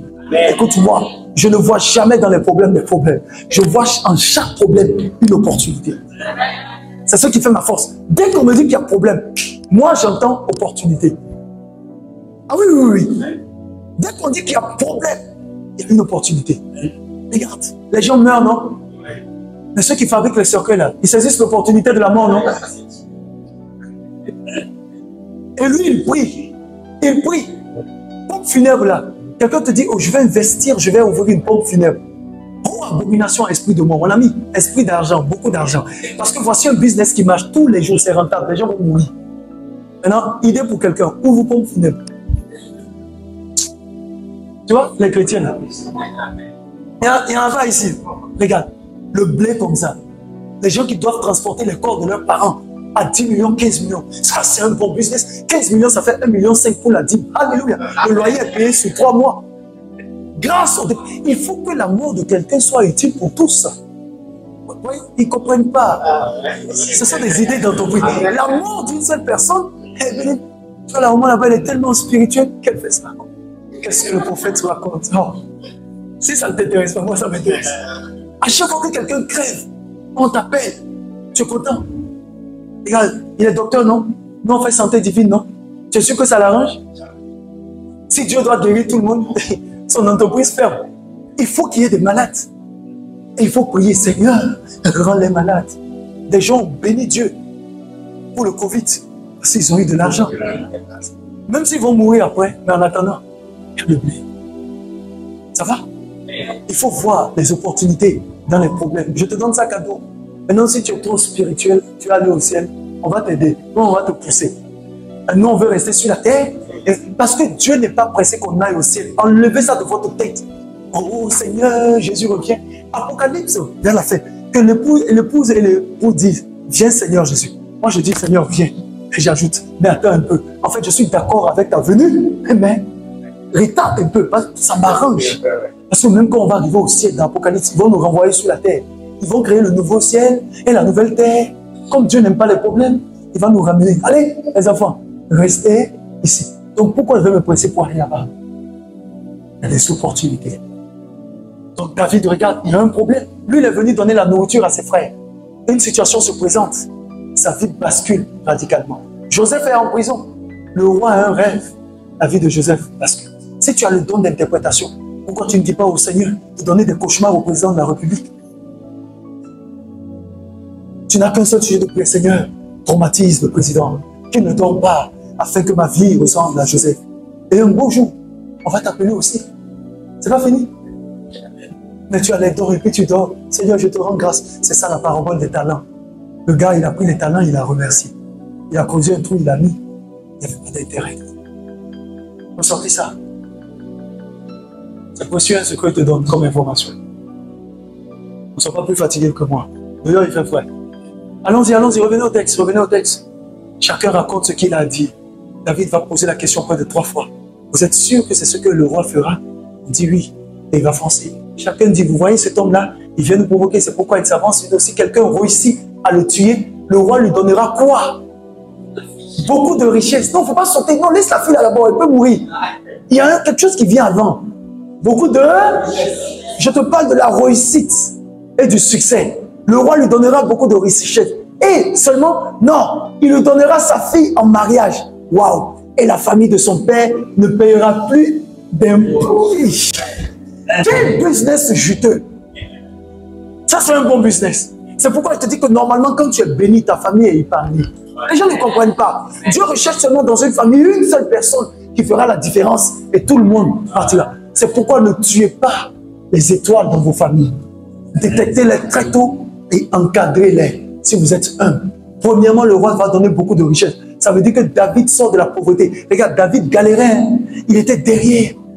Il était dans la brousse tous les matins avec les moutons. Mais la Bible déclare, ne méprisez pas les faibles commencements. Tes petits business que tu mets sur le profil là, continue de bénir Dieu pour ça. Il y a les vrais clients qui arrivent devant. Si seulement tu peux persévérer et être fidèle. Je te dis la vérité. Ne cherche pas le nombre de vues. Il faut laisser ça. Le nombre de vues, c'est de l'illusion. Une seule personne qui voit, en mode comme on dit, qui vit. Comment je le dis? Une seule personne qui voit en français, mais en mode comédie, qui vit. Ça suffit pour te contacter, ça change les données. Un seul numéro, une seule carte, appelle-moi, ça peut tout changer. C'est pas la masse, c'est pas la masse, non, c'est pas la masse. Ils étaient nombreux. Les richesses, la fille du roi. Ça veut dire que le mariage de la fille du roi dépendait de l'homme. Regarde comment le roi a emprisonné sa propre fille. Mais vous savez, ça c'est une situation de gagnant-gagnant. Le roi avait un problème. Son armée en défie son peuple. Ça veut dire que le pays est envahi. Il faut quelqu'un dans tout le pays pour nous sortir de problème. Celui qui a la solution, il prend ma fille. Tu sais pourquoi il donne sa fille? Il ne donne pas sa fille à un incapable. Pas à n'importe qui. Il donne sa fille à quelqu'un. Si tu es capable de sauver, d'être héros national, c'est que tu peux succéder. Est-ce que vous comprenez un peu? Il n'est pas bête, hein? Ça veut dire que le gars qui draguait la fille de Saül, il a du problème. C'est en ce moment, la fille de Saül l'appelle sur WhatsApp, chérie, tu es où? Hey, papa a un problème, viens. Il dit non, mon père m'a envoyé. Là, c'est compliqué. Le deuxième prétendant, tu peux venir? Parce que si tu ne viens pas vite, notre mariage est gâté. Parce que papa a un problème. Quand tu arrives dans ta belle famille, résous les problèmes que beaucoup n'ont pas résolus. Quand je rentre dans ma belle famille, j'apporte, la première chose que j'apporte, c'est la vie éternelle. Amen. Et je suis devant mes beaux-parents. Si vous voulez, vous me choisissez. Si vous ne voulez pas, ne me choisissez pas. Je dis, papa et maman, si vous me ratez ce soir, vous tous, vous allez en enfer. Parce que Jésus, ma petite sœur, Jésus m'a mandaté. Donc quand je partirai, je sais que certaines viendront voir votre fille. Mais écoutez-moi, cher père, brave maman, investissez en moi et vous irez tous au ciel. Car Jésus a dit, crois au Seigneur Jésus, tu seras sauvé, toi et ta famille. Si je prends votre fille, vous devenez ma famille et nous tous au ciel. Mais en attendant, sur la terre, j'ai 2 jets. Ils vont voler côte à côte. Et à côté où maman est, l'autre papa est. Alors, qu'est-ce que vous en pensez? Beaux-parents. On a bien pris. Non, on a bien pris parce que ça, mon père qu'on appelle Dieu, il va mettre un Goliath devant. Donc pour m'épouser là, ah oui, moi, il devient la fille de Saül. Papa, c'est trop facile, non? Moi, je jeûne 45 ans, toi, 50 ans, toi, tu bouffes, tu deviens patapouf, et maintenant, et puis tu veux profiter. Ta graisse, là, c'est pas la vraie graisse. Quand je finis de parler comme ça, je me lève de la table. Puis je te pose un chèque de 100 000. En fait, tu payes le repas du soir. Et tu dis, c'est ma contribution.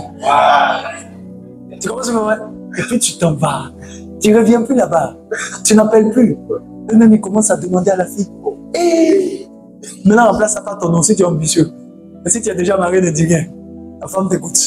Et un tel, ah maman, je n'ai pas de ces nouvelles. Quoi? On ne fait pas, appelle-le vite. Demande d'après lui. Tu vois, non? Ouais. Et prochainement, on t'invite dans la famille. Et tout le monde est à table. Toi, tu viens en retard. Excusez-moi, je me coupais du royaume des cieux. Le papa sait que c'est un voyou. Il ne prie pas beaucoup. Il sait qu'il n'est pas sérieux. Il te prend à côté, mon fils. Vous savez, j'ouvre la petite parenthèse. Juste pour te mettre à l'aise. Tu vas voir le texte après. Et regarde, papa, je regardais l'épisode des coups de la vie où il y a eu M. Boiri qui a joué son rôle. Il est venu avec sa belle-fille pour ceux qui ont vu la partie. Et le papa est venu.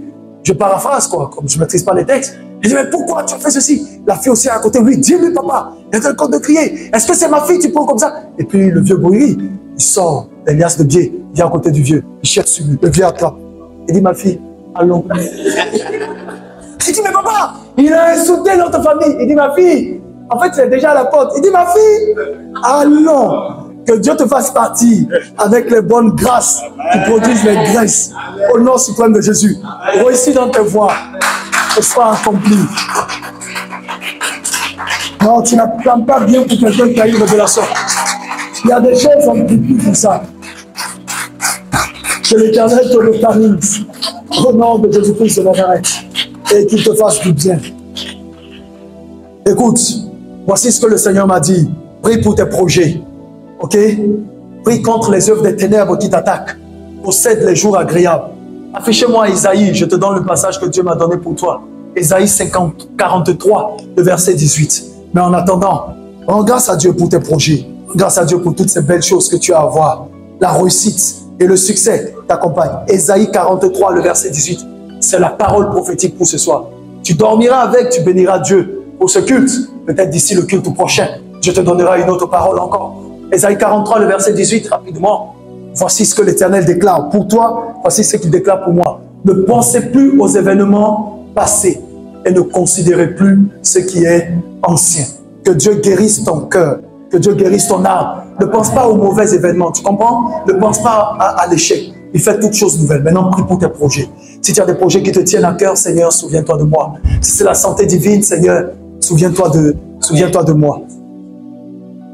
Si c'est la grâce divine, Seigneur, souviens-toi de moi. Si, j'ai pris l'exemple de ma fille qui parlait de sa dette. Ah, tu dis, Seigneur, je ne veux plus être endetté à hauteur de millions, mais je veux posséder, n'est-ce pas, des millions. Parce que le diable t'a volé, en fait. C'est du vol. Et j'ai béni Dieu vraiment pour cette révélation qu'il m'a donnée, parce que je vais m'inspirer de cet exemple pour bâtir un témoignage fort. Parce que, vous savez, quand Dieu veut faire quelque chose de nouveau pour vous, il vous donne une nouvelle révélation. Je n'avais jamais vu ça comme ça, sincèrement. Je prie pour beaucoup de personnes qui ont des problèmes d'argent, mais je n'avais jamais compris. Voyez-vous, c'est ça qu'on appelle des échanges fructueux et bénissants. Je n'ai pas gâté mes forfaits. Grâce à cela, le Saint-Esprit m'a permis de découvrir quelque chose. Et ça te fait aussi du bien, parce que nous partageons ce qui nous fait du bien. Dis au Seigneur de transformer tous tes passifs en actifs. Ah, tu n'as pas compris. Qu'il transforme tous tes passifs en actifs. Et que le résultat soit équilibré au nom de Jésus. Que la balance, tu sais, il faut que les choses, Saint-Esprit de Dieu, elle doit être équilibrée. Elle doit être débordante. La Bible déclare, vous êtes le sel de la terre, dit Jésus. Et à côté du sel de la terre, il a dit dans Matthieu, juste après le sel de la terre, il dit, vous êtes la lumière du monde. Ça veut dire que la réussite et le succès sont compatibles. Le domaine qui t'intéresse, la qualité d'enseignement que tu veux pour tes enfants, la qualité de vie que tu veux. Mais je vais te dire, ça va réussir en une seule chose. Affermis-toi dans le Seigneur et écoute la voix du prophète. Écoute, et il se peut que toi-même, le Seigneur t'ait établi prophète de ta vie. Écoute ce que Dieu te dit. Écoute-le. Maintenant, demande au Seigneur ce que tu veux. Qu'il change la négation en positivité. La Bible déclare, il y a un passage qui dit, je ne le maîtrise pas. Il dit, vous avez fait des projets en mal contre nous, mais l'Éternel l'a changé en bien. Il touche le cœur du roi. C'est pourquoi jusqu'à présent, on n'arrive pas à mettre la main sur toi. Parce que Dieu est avec toi et il t'accompagne. Il te fera faire exactement selon le plan de Dieu. Je lève ma main vers le ciel. Et je prie en adéquation avec la grâce de Dieu, la présence du Saint-Esprit dans ce lieu, ce temps passé dans sa présence, au nom de Jésus. Que tu réussisses, que tu aies du succès, que tu sois ton propre patron, que tes entreprises soient prospères, au nom de Jésus. Le temps ne m'a pas permis de décortiquer, mais j'appelle sur toi la sagesse, j'annonce sur toi l'intelligence, j'annonce sur toi la réussite. Qu'une occasion se présente et que ton nom sorte et que tu sois la seule personne à résoudre ce problème. Au nom suprême de Jésus. Dis amen à la parole. Un raccourci de candidature. La situation. Que l'Éternel soulève un Goliath. Un problème que personne ne peut résoudre. Mais en toi, il a mis la sagesse. À toi, il a donné l'intelligence. Et il te dit, fils, raccourci. Parce que derrière se trouve la récompense de la richesse, de la fille du roi. Et encore des impôts qui ne seront plus payés par ta famille. Tu seras donc indemnisé. Que cette grâce te localise au nom de Jésus. J'entends le Saint-Esprit. Je le vois et je vais le traduire. Je vois quelqu'un qui est en train de surfer sur les vagues. Et le Saint-Esprit me dit, si tu surfais sur les vagues d'une personne, c'est-à-dire tu dépendais d'une personne, il te fait surfer sur tes propres vagues. En d'autres termes, je vais plus loin. Si tu surfes avec la planche de quelqu'un, il te donne ta propre planche. C'est-à-dire que tu louais les services de quelqu'un pour être au sommet. Actuellement, il te donnera toi-même ce qui est à toi. Écoute, nous sommes dans la prière, dans la santé divine. J'appelle la santé dans tes affaires, dans tes entreprises, au nom de Jésus. Va, ouvre encore, crée une seconde entreprise, il n'y a pas de problème. Qui te dit que cette seconde entreprise ne réussira pas plus que la première? Je te donne une parole gratuite de la part de Dieu. Une inspiration, va créer. N'attends pas de finir avec la première. Tu peux aller dans un autre secteur dans lequel l'Éternel est en train de t'inspirer. Ne perds pas du temps. Va, mets la restauration à côté, le transport à côté. Et tu pilotes les deux. Dieu n'aura aucun problème avec. Tant qu'il te donne de la sagesse et de l'intelligence, tu peux parvenir. J'ai constaté dans ma vie qu'à chaque fois que je faisais une seule chose, j'échouais. J'ai étudié ça dans ma vie. J'ai lu les livres des personnes les plus intelligentes qui ont sorti des théories. Réussissaient d'abord dans un domaine, puis multiplier le second. J'ai dit, attends, il y a un problème. Lui, il a fait ça en fonction de sa vie. Quand je regarde ma vie, j'ai pris des coachs en développement, ils m'ont raconté des histoires. Mais j'ai pris le meilleur coach, le Saint-Esprit. J'ai dit, Saint-Esprit, je me rends compte que je ne me retrouve pas. Il m'a dit, tu as été créé pour faire plusieurs choses à la fois. Quand il m'a dit plusieurs choses à la fois, j'ai dit, combien? Il me dit, au minimum 5. Ça veut dire pour que moi je m'épanouisse, il faut que j'ai 5 choses à la fois. Et j'ai remarqué qu'effectivement, quand je fais 5 choses à la fois, je suis tranquille, à l'aise dans toutes ces 5. Alors j'ai dit, Seigneur, je te rends grâce. Et à partir de cet instant, j'ai dit, maintenant je fais quoi? Et il a commencé à me donner les idées d'entreprise et de projet. Et il m'a dit, ce que tu ne pourras pas réaliser tout de suite, note-le et réfléchis là-dessus jusqu'à ce que je te donne la clé. En fait, la clé, c'est ceci. À chaque fois qu'il y a un besoin, il y a une opportunité. Amen. Si les gens ont besoin d'eau minérale, Dieu est en train de te voir dans le secteur de l'eau minérale. Je vais dire une parole qui va vous choquer par la parole de sagesse. Papa, il y aura toujours la guerre. Ceux qui fabriquent des armes et des munitions seront de plus en plus riches. Ce n'est pas parce qu'ils contribuent à tuer la population, mais c'est comme ça. À chaque fois qu'il y a un besoin, il y a une opportunité à saisir. Vous comprenez ça? Que Dieu vous élargisse mes tentes. Je prie et je déclare ceci. Que ce que tu as commencé, que l'Éternel stride, j'entends ça en anglais, qu'il étire au nom de Jésus. Qu'il étire encore au nom de Jésus. Qu'il étire encore.